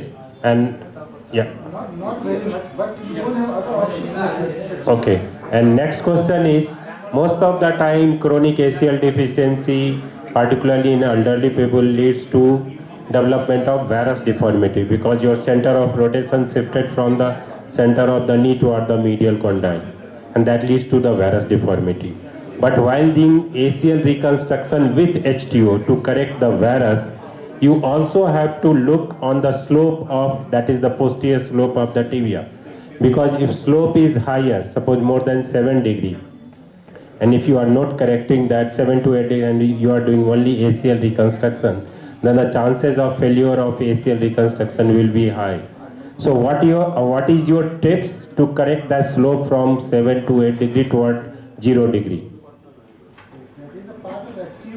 Yeah, so ACL reconstruction should be similar, and while you are going for HTO, you have many techniques and for high tibial osteotomy, so that you can your cut should be proper, so that the slope is okay. You have taken the cut for varus problem, you did it valgus. Yes. What you do to correct the posterior slope, it make it lesser from 8 to 10 degree toward 1 to 2 degree. Posterior slope, the cut of HTO, I generally take cut of HTO to below the patellar tendon and go in like what I can tell this is angulated cut actually. Okay, but it's almost of the time biplanar. Only thing you have to keep your distractor more on the posterior side and also place your plate, HTO plate more on the posterior half of the tibia. Thank you, Gaurav. Thank you so much. Friends, you see, when there is a knee injury, you get sometimes there is locking, and your doctor examines you and see sometimes the reason is meniscal injury. Now, Dr. Rajiv sir is saying, what is the decision making when you have to do and when do not? Now, Rajiv sir, decision making in meniscal injury. Thank you, Upender and chairperson. So I will be talking on decision making in meniscal injury, and still you see the decision depends upon primarily 3 factors: the age of the patient, the age of the tear, and the type and location of the tear. And there is still ongoing debate when to go for a balancing or a meniscectomy or when you plan for a repair. Normally, just believe me, if it's a traumatic tear, most of the time repair has the upper hand, then the meniscectomy. If it's a degenerative tear, meniscectomy or meniscal balance take the upper hand, then the conservative treatment. So let me discuss few cases with you. This is, you can see the classical bucket handle tear with a locked knee. The meniscus is trapped in between your femoral condyle and the tibial condyle.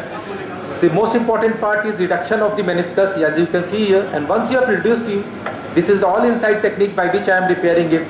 You start repair from the posterior horn body, anterior horn. And normally in Indian knee, 3 to 4 anchors are good enough. Either you can go for a horizontal mattress suture or a vertical mattress suture. Here we are giving a vertical mattress suture so that there is a good cinching of the meniscal tissue with the capsular tissue.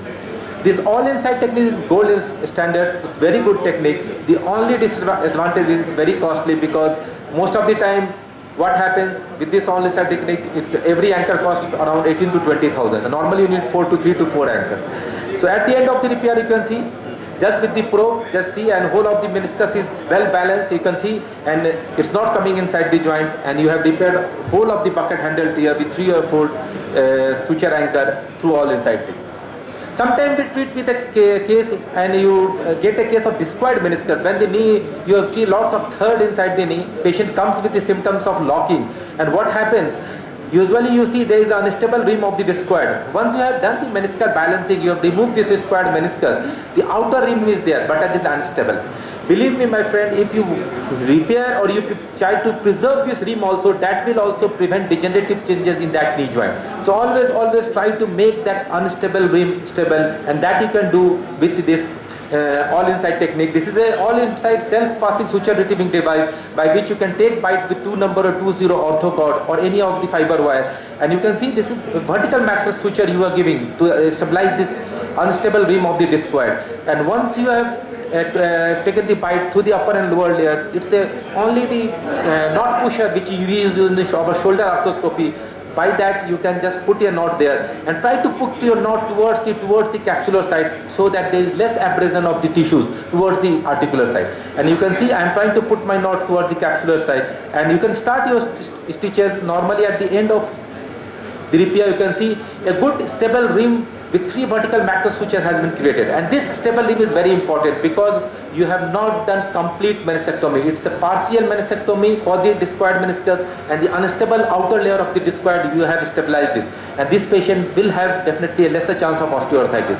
And you can see a good vertical is rim of the lateral meniscus, whole of the meniscus, medial meniscus, the whole of the outer rim has been stabilized well with 3 and 4 vertical mattress suture. Not an uncommon scenario. Sometimes we see the partial tear, and I think there is a real dilemma what to do with the partial tear of the meniscus, or we can say under surface or superior surface tear. Once you put your probe inside, you can see this is the superior surface, your femoral condyle, the tibial condyle, and you can see the under surface tear. So don't waste your anchor for this under surface tear. If this patient comes to you with an ACL tear, because of the pivoting, it's an incomplete tear. When I'm putting my probe inside, the probe is not coming towards the superior part of the meniscus. So it's an incomplete tear. The standard treatment is just go for the debridement of the under surface. It will heal properly, because once we have done the ACL reconstruction, what will happen? There will be less pivoting, and that meniscus tear will now progress with due course of the time. Here you can see just we are debriding the under surface of the meniscus so that there is a good raw surface is created on the under surface. And you know, the vascularity of the meniscus, both the medial and lateral meniscus, come from the under surface only. So there will be a good fibrosis, and it will heal definitely in due course of time.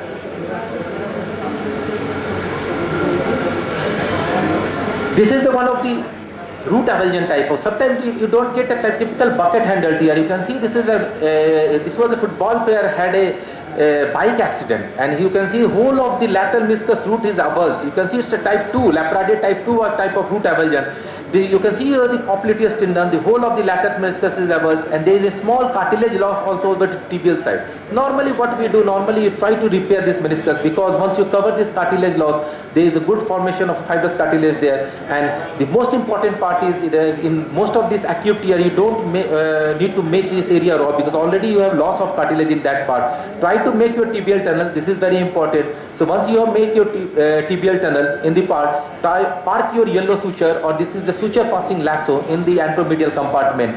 And now this is a self-retrieving suture passing device by Smith and Nephew, Fastfix Mini. By that you can take 2, sometimes single or double bite through the inner border of the meniscus, the torn part of the root of the meniscus.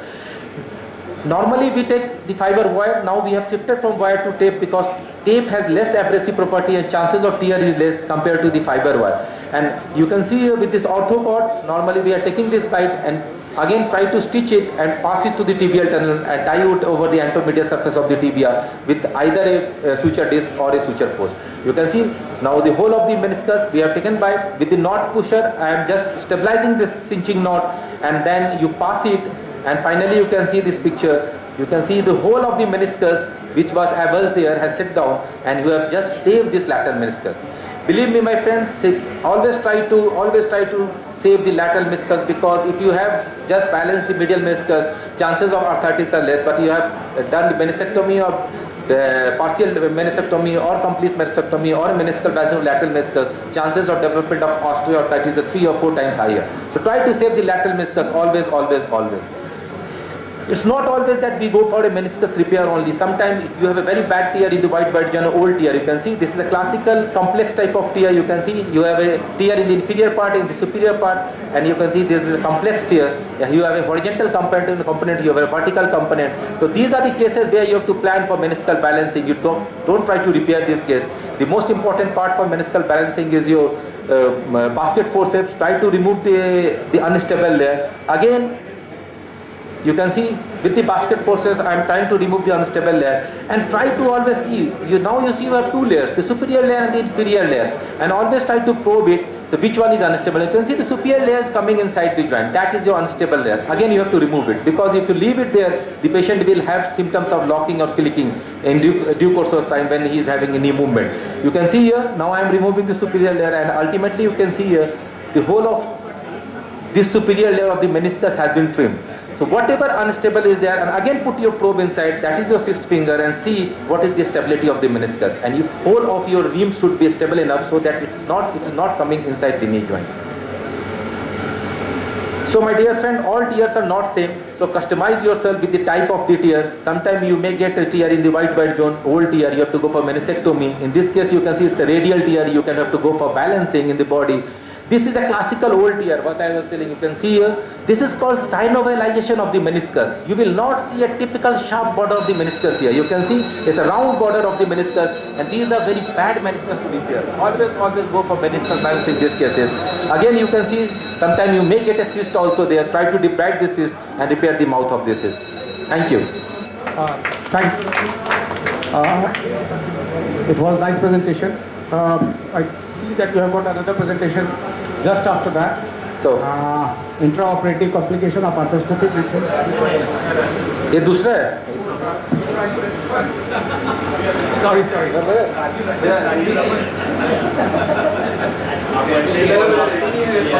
Sorry about that.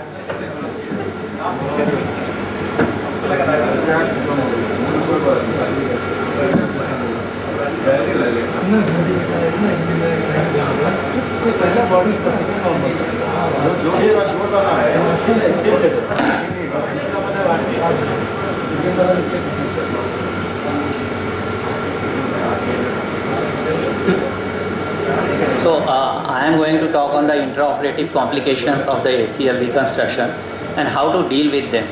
So mostly Rajita, meanwhile, person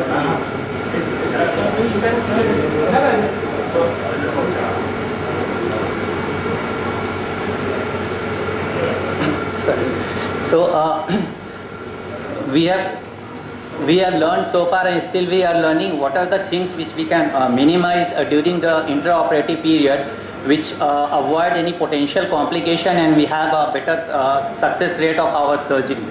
So first thing, we should always check for the availability and sterility of our instruments and the functionality of the equipment. And one by one we will go stepwise of what could go wrong during the graft harvest and the tunnel preparations and the graft fixation.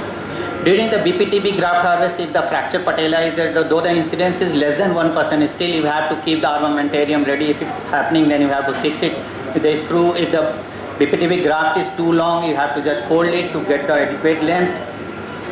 In this slide we can see the patella has been fixed with the transverse screw, the vertical split has been fixed with the transverse screw. And during the tendon harvesting has already been discussed in the previous talks. But what we can say that adequate release of the vincula should be done before inserting the tendon harvester. Usually we get 3 vinculae with the semity graft, but sometimes up to 5 vinculae could be present there. So we have to take care of that when the graft is completely coming out of the soft tissue or not. And gracilis is most of the times free of vinculae, but sometimes we can get up to 2 vinculae attached with the gracilis. So to avoid that untoward incidence of amputation and getting the short graft, we should always take care of this.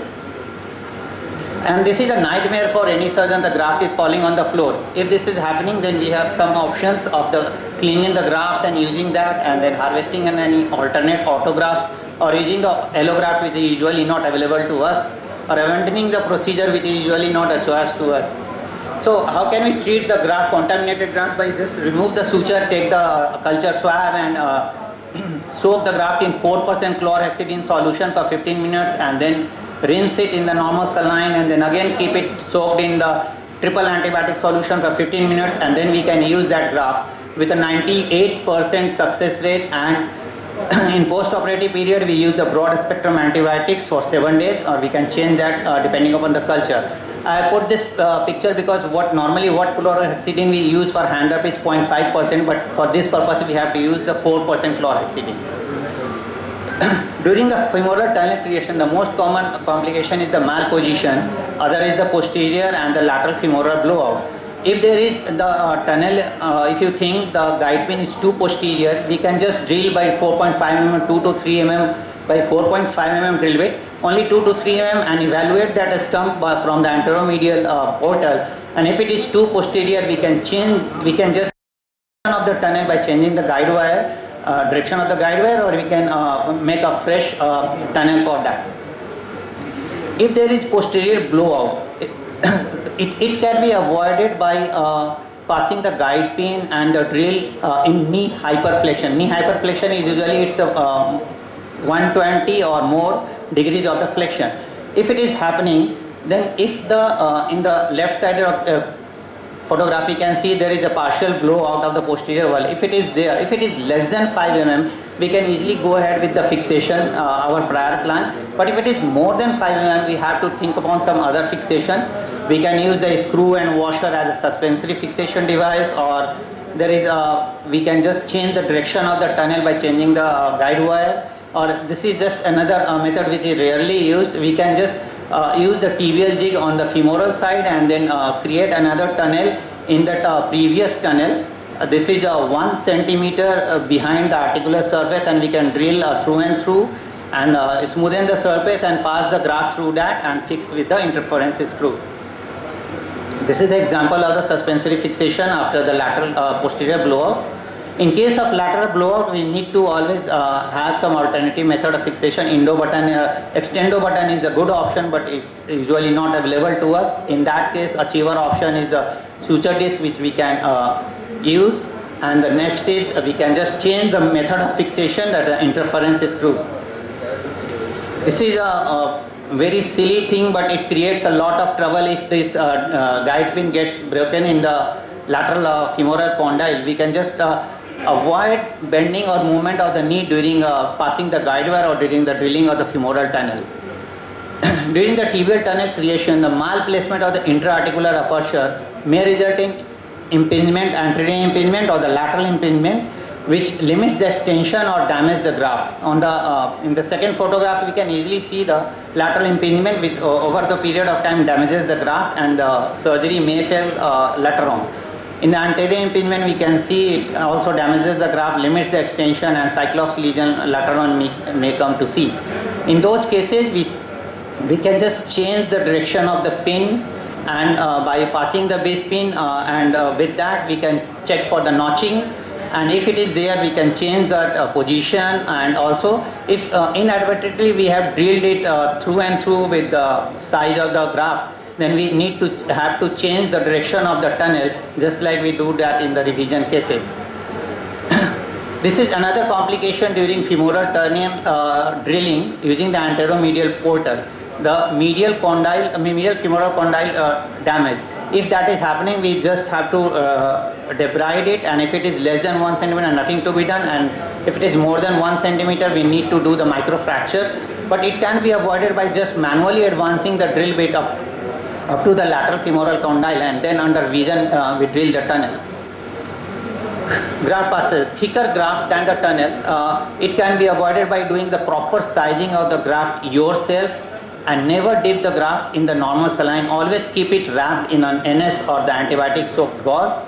Remove any soft tissue from the tibial tunnel. It also hinders in the passage of the graft, and if you consider that the tunnel is inadequate, we can use a dilator preferably to avoid this difficulty in passage of the graft. And always, what I always do, always check the size of the drill myself before drilling the tunnel. For graft fixation, the suspensory transfixation or the aperture fixation methods are used. In case endo button, if the traction suture breaks, you have to push it from the outside to revise the procedure.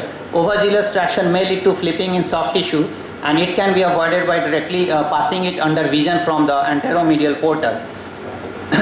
In this photograph, in this video, we can see if on pulling the this loop, if we see the movement is more than 2 mm, then you are sure that the endo button has been flipped in the soft tissue, and you can sit that by cycling or by just opening on the lateral side. And this is another, you are sure that you are going to finish it, but suddenly the traction suture cut by the final tightening of the tibial screw. In that case, if you tighten it further 1 to 2 threads, if the graft is not moving in the joint, then you can leave it alone safely. But if it is moving, then you have to remove it and redo the procedure. And we should always probe for the protrusion of the screw in the joint. The tibial screw can break if it is larger, or the direction mismatch, or the bone is hard, or driver did not fit very well. So the take-home message is the graft, we should be well versed in the various graft harvesting techniques and the different fixation methods, and we should have a multiple backup options. Thank you. Any question from the audience side, please? Now, Dr. Gurudev. Sir, please.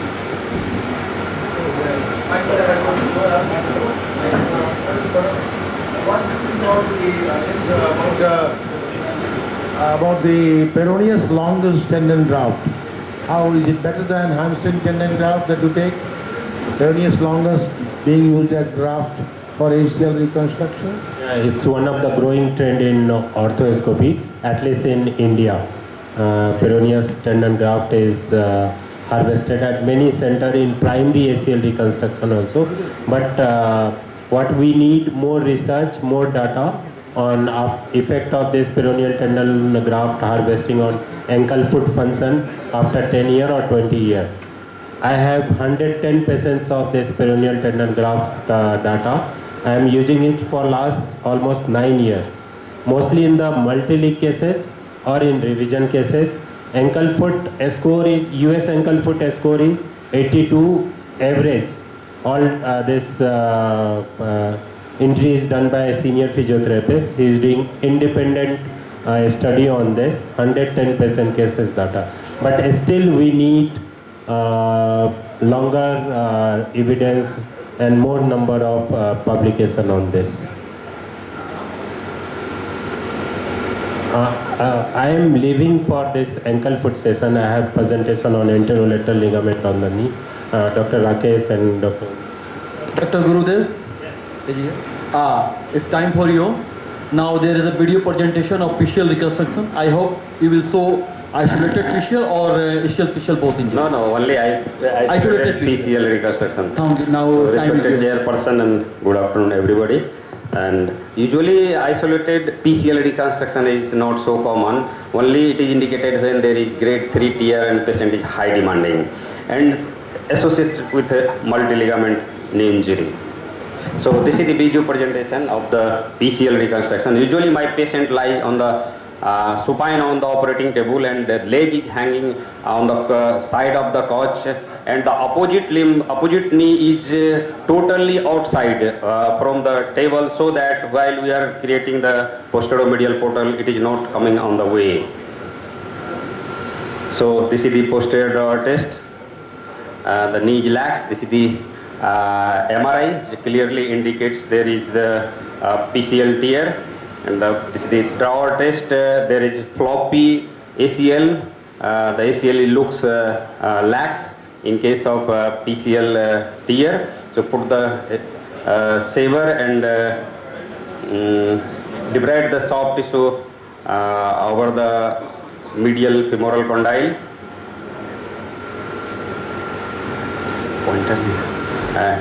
We sometimes keep some fiber of the PCL attached for the further tunnel creation.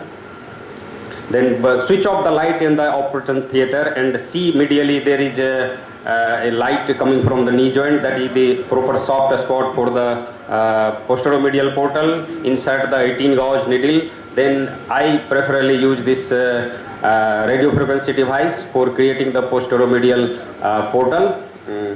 Then insert the 6.5 mm plastic cannula in the posteromedial portal. Then put the saver and then save the tibial attachment of the PCL till the popliteus tendon, the upper fiber of the popliteus tendon is visible. The saving is always the shoulder of this, the blade is opposite while we are saving, so that there is less chance of neurovascular injury, and we save till the subperiosteal layer. Then put the 65-degree PCL jig, and usually it should be 5 to 10 mm below the joint line, and then pass the guide wire and go slowly while you are drilling the guide wire, and the last moment of the while perforating this tibial aperture, usually I do hammering, slowly hammering, so that it didn't go beyond this jig. Then with the PCL catcher, we hold this guide wire with the PCL catcher, then drill it again slowly, and the final drilling of should be it with by hand, or when you are more comfortable, then you can go through this drill also. Then pass this suture settle in this tibial tunnel, then retrieve this. Then I usually prefer to do the femoral tunnel creation with the lateral low accessory portal. Put this spinal needle and see the trajectory. If it is okay, then make this portal, then pass this guide wire, then over this guide wire 4.5 mm drill bit, because I am using most of the time the adjustable loop. So and this guide wire should be at least 8 mm away from the articular cartilage, so to prevent the osteonecrosis of the articular cartilage. Then pass the drill bit according to the size of the graft, then the loop through this tibial tunnel, and then through this femoral tunnel, and simultaneously we retrieve both in the same sitting, so to prevent the suture entangle. And usually I prefer to pass the graft from tibia to the femur. So here I have used this peroneus longus graft, and our graft diameter is around 9 mm and the length is around 11 mm. And while passing this graft, we take the help from the posteromedial with the trocar to just push the graft posteriorly, so that there is no interference while retrieving through this tunnel. And always I put this scope in the anterolateral side to see the button is flipping, because this is a adjustable loop. Once I go beyond, then it is very problematic. Once it is flipped, then I check to the manual pressure. If it is okay, then I retrieve this graft again with the help of trocar through the posteromedial portal, and gradually I pull this graft through the tibia and then into the femoral tunnel. I used here the internal brace. Usually I hate to use this internal brace because this patient came from Bangalore and he is demanding, sir, I want to use this internal bracing while you are doing the PCL reconstruction. So this is the patient demanding, because my graft diameter is here 9 mm, that is enough. And after pulling this graft inside the femoral tunnel,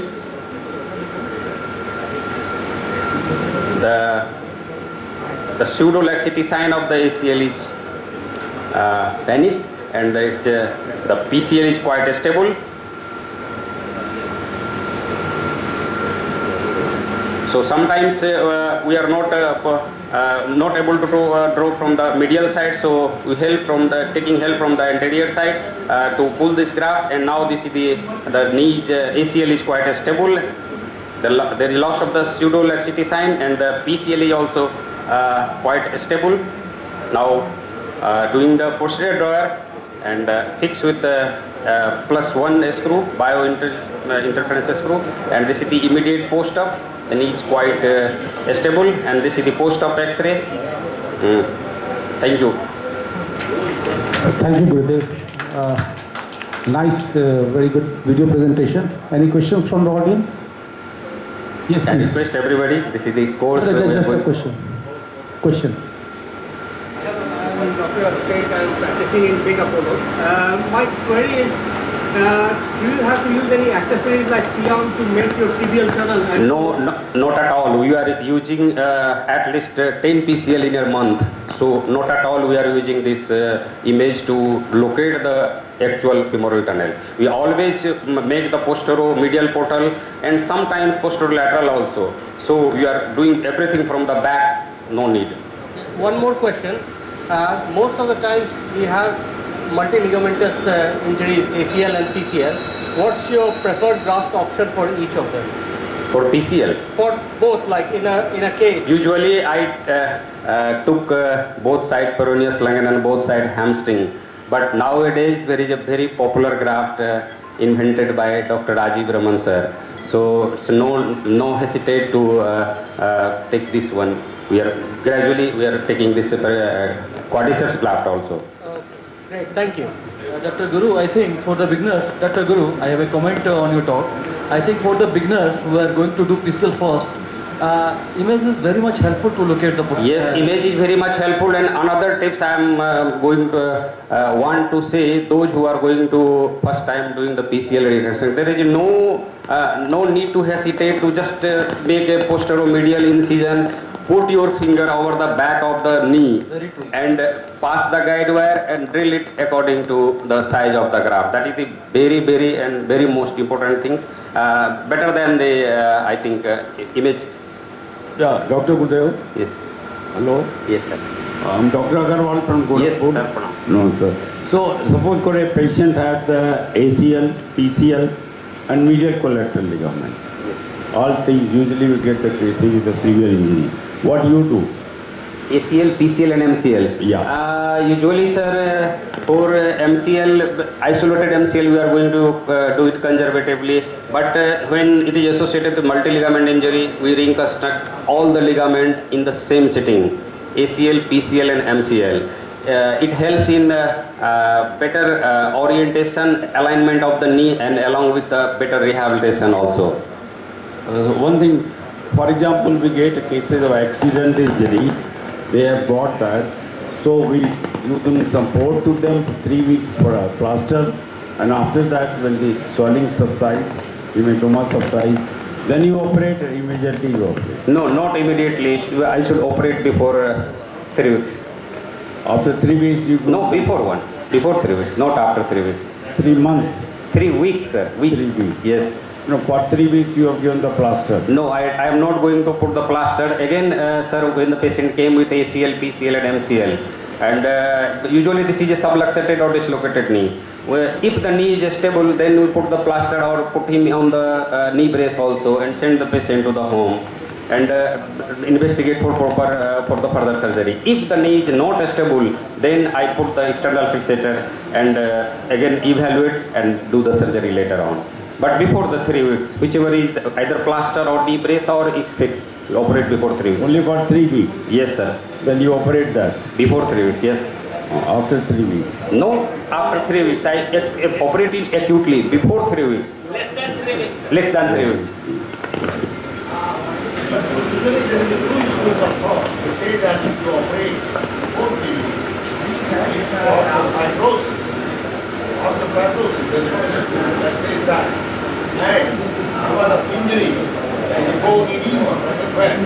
So when you pass through brain, your screw, wires. Sir, I am really confused about it.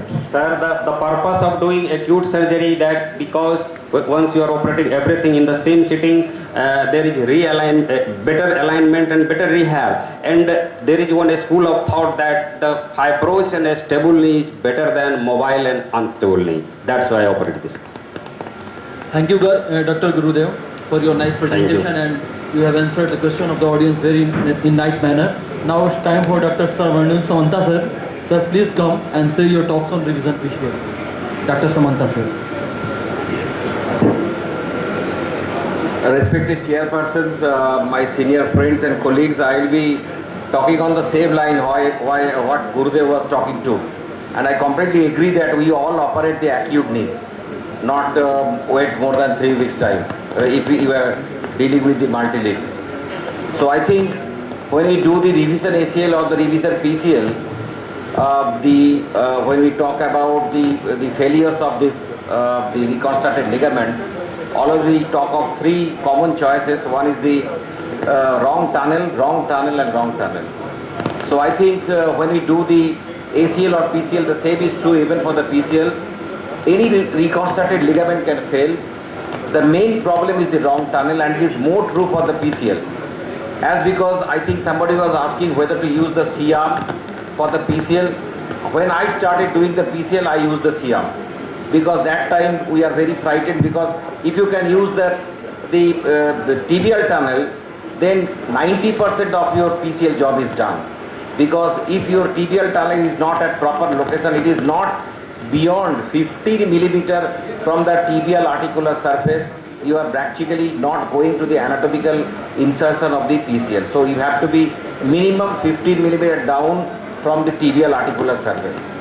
So nowadays when we started doing, we are not been trained to do the posteromedial or posterolateral portal. Now we have been trained to do the posteromedial portal, posterolateral portal. Now we are not doing the posterolateral and posteromedial, rather we are creating two posteromedial portal, one with the scope, one with the instrument. So I think when these are three MR pictures where you can see, if you study from left to right, that the PCL tunnel is not at actual location. If you see that PCL location is, the tunnel location should be at here. This is the sample drop, and this has to be minimum 15 millimeter down from the tibial articular surface. Otherwise, it is a day one failure. Even the femoral tunnel can go wrong, because people say that you have to do with the double strand PCL. I have never done double bundle PCL in my life. I have always done the single bundle, because there is no point having one 11 millimeter and the 7 millimeter graft. Is very difficult to have those grafts in our Indian scenario, because we don't have the access to the allografts. So I think if you are very, very particular about the tibial tunnel, which is 15 millimeter down, absolutely at the sample drop, and if you are really 8 millimeter from the articular cartilage, and you are actually at the center of the old PCL stump, you are following that, then probably also you will be making the proper femoral tunnel. I have never, Gurudev probably is using the inside technique. You have seen me sometimes doing the live surgery also PCL. I have always used the outside in technique for the PCLs, because that beautiful jig is there. You can actually locate the inside the intra-articular location. You can also feel where you are trying to give the bit pin from there. So sometimes like your ACLs, you can have the single stage or the double stage, but PCL, I think revision surgery, mostly it is for the multi-leagues. Singular PCL we rarely do, because unless and otherwise, this is a very demanding guy, you don't need that, unless otherwise it is a stage 3 sort of. You see, this is what a reconstructed PCL, the same thing like your acute knees, you find the ACL is intact, the PCL graft is loose. So that's why it was sagging behind. So now you see the lax ACL sign, and same thing, the revision surgery, the steps like your original PCL surgery, you have to go, you have to recreate the whole area. If the tunnel is wrong, you are basically blessed, because you don't have to struggle with the tunnel, don't have to don't have to put your bone graft, because if and in revision ACL and PCL, the CT scan is mandatory, because you have to measure the tunnel dimension and the tunnel diameter. If it is more than 10 millimeter, and it is a proper location, then it is better to go ahead with the two-stage surgery. So you see that, and you see that you debride all the old all the PCL stumps, and then you see the patellar changes, because most of the time when it is a chronic PCL, there are some changes on the undersurface, because the tibia goes back. That the patient all complain that he is some retropatellar pain. So nowadays we are all creating whoever is doing the PCL, I will request, if you are intending to do, you have to learn how to create the posteromedial portal. It's not at all difficult. We started with doing with the safety incision, giving an incision on the back side, putting the finger on the back side, so that you can palpate the bit pin on the back side, because sometimes you can overshoot and you can injure the artery or the nerve. So that is the problem. So saving the PCL stump, nowadays I usually do two posterior medial portal, one for the scope, one for the instrument, so that I can debride everything from the back side. I can see like your subscap, when you do the bank cut, you see the subscap. Like your PCL, when you save the PCL stump, we see the popliteus muscle. So that is the end of your sample drop. So now when you do the multi-leagues or the revision PCLs, I think if you even take the semity and the gracilis, you don't have a very thick graft. So better to take the peroneus longus graft. I completely agree. There is a question once the Bancha told us, probably after that we started doing taking the peroneus longus. Believe me, there is no score change in the ankle. People ask whether to suture the peroneus rest up with the peroneus brevis. Don't suture back. There are lot many literatures, you don't have to suture the peroneus longus with the peroneus brevis. This is the extra step. There is no change in the ankle score. So take the peroneus, this is a good graft, and mostly it is a 9 millimeter graft, because for the PCL, this is a popliteal stent muscle you can see. Always go deep down to minimum 15 millimeter down from the tibial side, and you check with your scope on the back side so that you know that your beat pin is coming. And last part is a stop and start sort of thing. It is like a woodpecker technique. You don't go like the ACL in one shot. If you go in one shot, probably you will misfire and you can hit the artery, and then it's a nightmare. So just feel the cortex, you have to have the feel. Is no shame to use the CM. No shame at all to use the CM, because safety first is not the question of surgeon's ego. So you do that. Now this is the way I create the femoral tunnel with this G, because there are some marks, you can see the mark, protect that, and I pass the graft like what Gurudev showed you, from the tibial side to the femoral side. And remember that always you put the needle and guide wire before passing the graft, because sometimes putting the needle and wire becomes a struggle on that. So I fix the femoral side with the screw, and on the tibial side also I fix with the screw. If sometimes you are in doubt that your screw is not holding, sometimes you can use that, you can another one, pillar and post, because pillar and post biomechanically is the strongest fixation. It is true for your ACL, for your PCL, because the endo button, if you compare the biomechanical strength, the pillar and post screw is the strongest sort of fixation. So fixation always I do the interference screw on the femoral side and the pillar and post on the tibial side. Thank you very much for your kind and patient hearing. I think I am exactly dot on time. Yeah, thank you very much. Any questions for Dr. Samanta? Wonderful presentation. Thank you very much. We are also getting time. Just a small announcements to make. One, Dr. Vinod mobile lost somewhere. The mobile is here in Hall B. If anybody asks or anybody get in touch with, the only name I can get is Dr. Vinod. So if anybody is get in touch, the organizing secretary has come that GB will start after this session.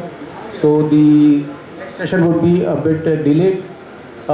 Requesting Dr. Manish to come and give a very, very fast talk, so that we guys go down to fast. My talk is the last talk. I'll get complimentary 2 minutes extra.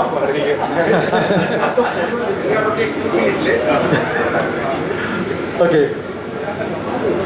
Good afternoon, everyone. I'm going to present a talk regarding the comparative study of an ACL reconstruction with and without LET. Okay. Now, you see, the ACL injuries is one of the most common injuries after sports activity. And it is said that this is the 6th most commonly performed orthopedic procedure in the world. But the problem is the rotational instability, which is a challenge, and which can be tested by means of a positive pivot shift test. The biomechanical studies have also shown that the instability in the form of rotational is a scenario after ACL reconstruction. So high graft failure rates after return to sports, that's the problem. Females are especially affected by this rotational instability. If you see about the graft failure rate, it is around 17 to 18%. Return to sports to pre-injury level, that's only 44 to 72%. Persistent residual rotational deficiency is 25 to 30%, which can lead to OA changes, secondary early OA changes. So anterolateral extra-articular procedures in the form of ALL reconstruction or LET was implicated to address this scenario. Now, some of the non-randomized studies, like in 1991 by Noyce, he said that it is ACL plus LET is an effective and useful technique in young and active patients. Second study, again in the same year by O'Brien, he concluded that these procedures should not be performed. Again in 1993, a procedure by Baba Westin and Noyce he said that addition of an LET provides increased stability. The other non-randomized study by Savali and others in 2008, he said there is no difference in the resumption of sports activities after 12 months of follow-up. 2030, Desor and others, they said that it provides some sort of increased stability for the athletes. The randomized study by Anderson in 2001, he took 3 groups. One was a BTP group, the other was hamstrings autograft, and third one was hamstring autograft alone, and the second group was hamstring autograft plus a lossy type of LET. A mean follow-up was done for around 3 years, and they concluded that this anterolateral extra-articular posterior is not of much value along with an ACL. The second randomized study by Javaginini in 2006, he also compared 3 groups, that is BTB, hamstring graft and hamstring graft with anterolateral extra-articular posterior. At 5 years follow-up, the result was a positive pivot shift test in 12%, 36% and 8% respectively, positive Latchman in 12%, 22% and 8% respectively, and they also noted that they had a high IKD scores, and the return to sports was in a lesser time in the group with LET. So the conclusion was that it can be beneficial. Lastly, the systematic review and a meta-analysis was done, taking 14 studies into consideration, and they favored that ACL reconstruction with LET can be helpful, but no differences in the KT score and IKD score was seen. So my objective of study was that because of these review literatures, we also planned a study at our institute at IGMS, and we selected 60 patients, 30 in each group, and the patients were followed up. We are going to follow up the patient for 6 months, then at 12 months, and then at 18 months. And after getting ethical clearance from the institute, the consent form was signed by each and every patient who was enrolled for the study. The inclusion criteria was the ACL deficient knee who required a reconstruction, and the patient should be skeletally mature enough and up to the age of 25 years, and the revision ACL, and they should also fulfill 2 of the following criteria. That means if they are going to participate in competitive pivoting sports, having a positive pivot shift test of grade 3 or more, or if they had a generalized laxity of a Big Ten score of 4 or a general recovery of more than 10. The exclusion criteria, if they have undergone a previous ACL surgery on either knee, or required a bilateral ACL, a multi-ligament, symptomatic articular defect which needs a treatment, or a grade more than 3 degrees of asymmetric varus alignment. My technique of the procedure was by a modified Lamar technique, a skin incision from the lateral epicondyle to the girdle tubercle, a strip of fascia from the IT band was taken, the dimension 1 centimeter by 8 centimeters, and we basically try to leave the posterior aspect of the IT band which is attached to the Kaplan fibers. Number 1, polyglycolic acid sutures are taken to whip stitch the free end of the graft, and the graft is then it is tunneled under the LCL, and it is fixed distal to the intramuscular septum and proximal to the femoral attachment of the LCL. The fixation, while fixation, the knee should be kept at the angle of 60 to 70 degrees with a neutral rotation and a minimal amount of tension, that is around 20 newtons. How do you know it's 20 newtons? You just hold the graft, there is 20 newtons. The graft is then looped back on itself and is sutured back with a number 1 PGA. The anatomical landmarks. This is the original Lamar technique which was done earlier, and we are doing the modified one. There is some difference between them. We can discuss later. This is the modified Lamar.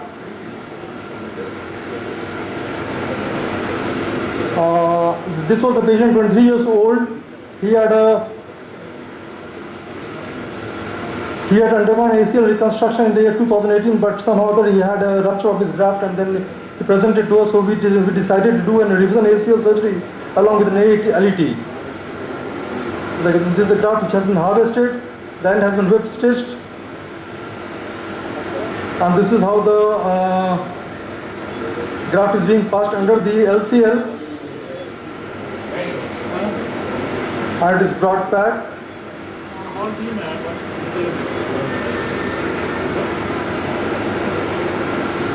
Here the graft, what we are doing, we are fixing with the staple, And this is the immediate post-op.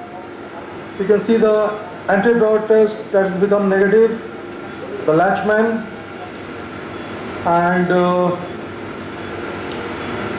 the pivot shift also, I think this is well controlled.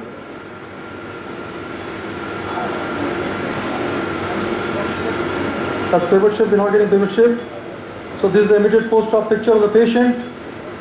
So the type of outcome measures which we are going to plan, the objective was they are latchman and pivot shift test, instrumented laxity with an arthrometer, range of motion, strength testing, and the hop test. The clinical failures that will be considered if the latchman is more than 2 and pivot shift also more than 2. The patient reported outcome measures are in the form of IKDC, LEFS, Tegner's score, and P4 scoring. The different types of hop tests which we'll be implementing. Conclusion, the study is still in progress and the conclusion results are awaited. So thank you.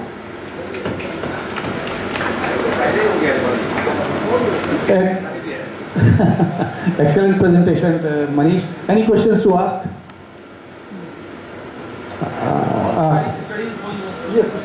Dr. Manish, you said that the case you have shown to us, initially there was laxity in form of anterior door and latchman, and after doing that anterolateral part, it absent.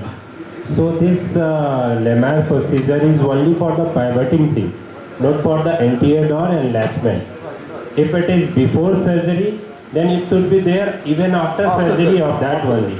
But you said that gets corrected by doing that anterolateral part. So that should not be there. Yes. The things are there. One, the patient is getting operated by ACL reconstruction and comes back to you after a follow-up.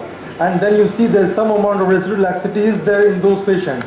So the studies have shown that what is the cause of that residual laxity? So that residual laxity should be in form of rotatory instability, right? In form of pivot shift, not in form of anterior door and latchman. Right. If it is anterior door and latchman, then you should revise the ACL at the same time. Right. I think the video was not there. On the table we had performed the pivot shift test also, and that was grade 3. That video I think it did not play. That's why. Yes. I have two issues. First one is after doing the procedure, you are doing the pivot shifting after the reconstruction of ACL and LET. I think this is not recommended. And another thing about the ACL plus LET, Sonanda sir. It is not recommended, but that I think now that there is a big study by the ISACOS group that whether to do with the ACL with the LET. They have given the now their dictum is that if the guy is less than 25 years, plays a pivoting sports, ACL grade 3, pivots in positive, you have to try grade 3. Grade 3 explosive pivot, less than 25, soccer sports, pivoting sports. Don't do the only ACL, you do the ACL along with the LET.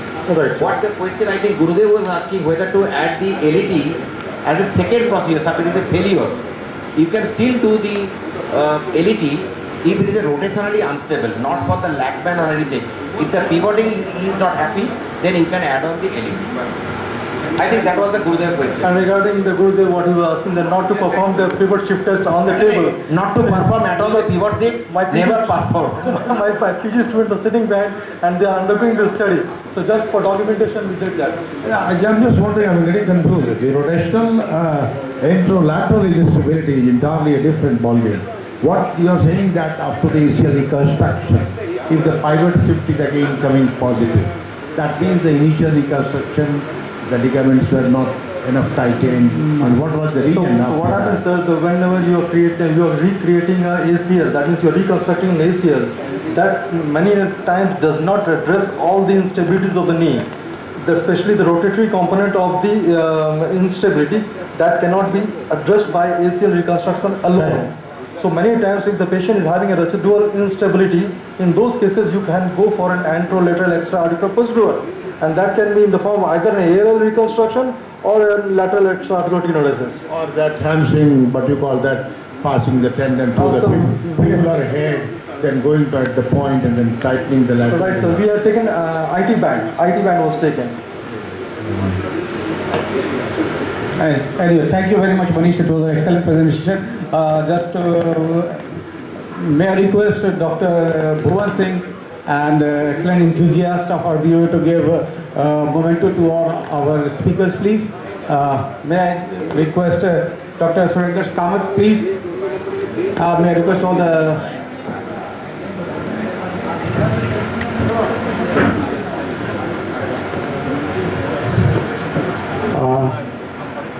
Kumar Gaurav, fast.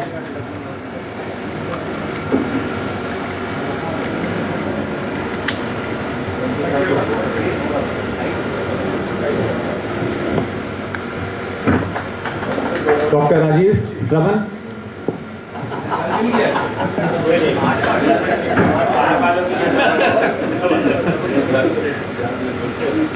And Dr. Rajiv Ranjan.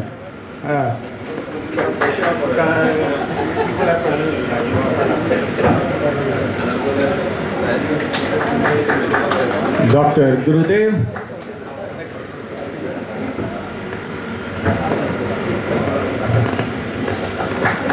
Dr. Manish.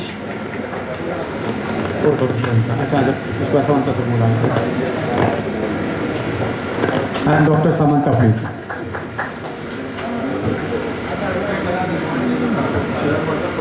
Chairperson Rajiv Raman. May I call Dr. Rajiv Raman to give mementos to our chairperson, please. I request Dr. A.K. Rai sir, please come on the desk to give memento to our chairpersons. Sir, please.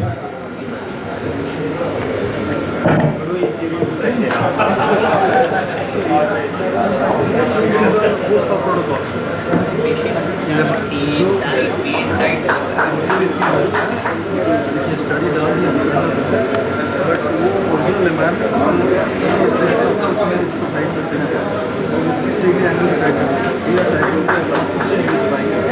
rotation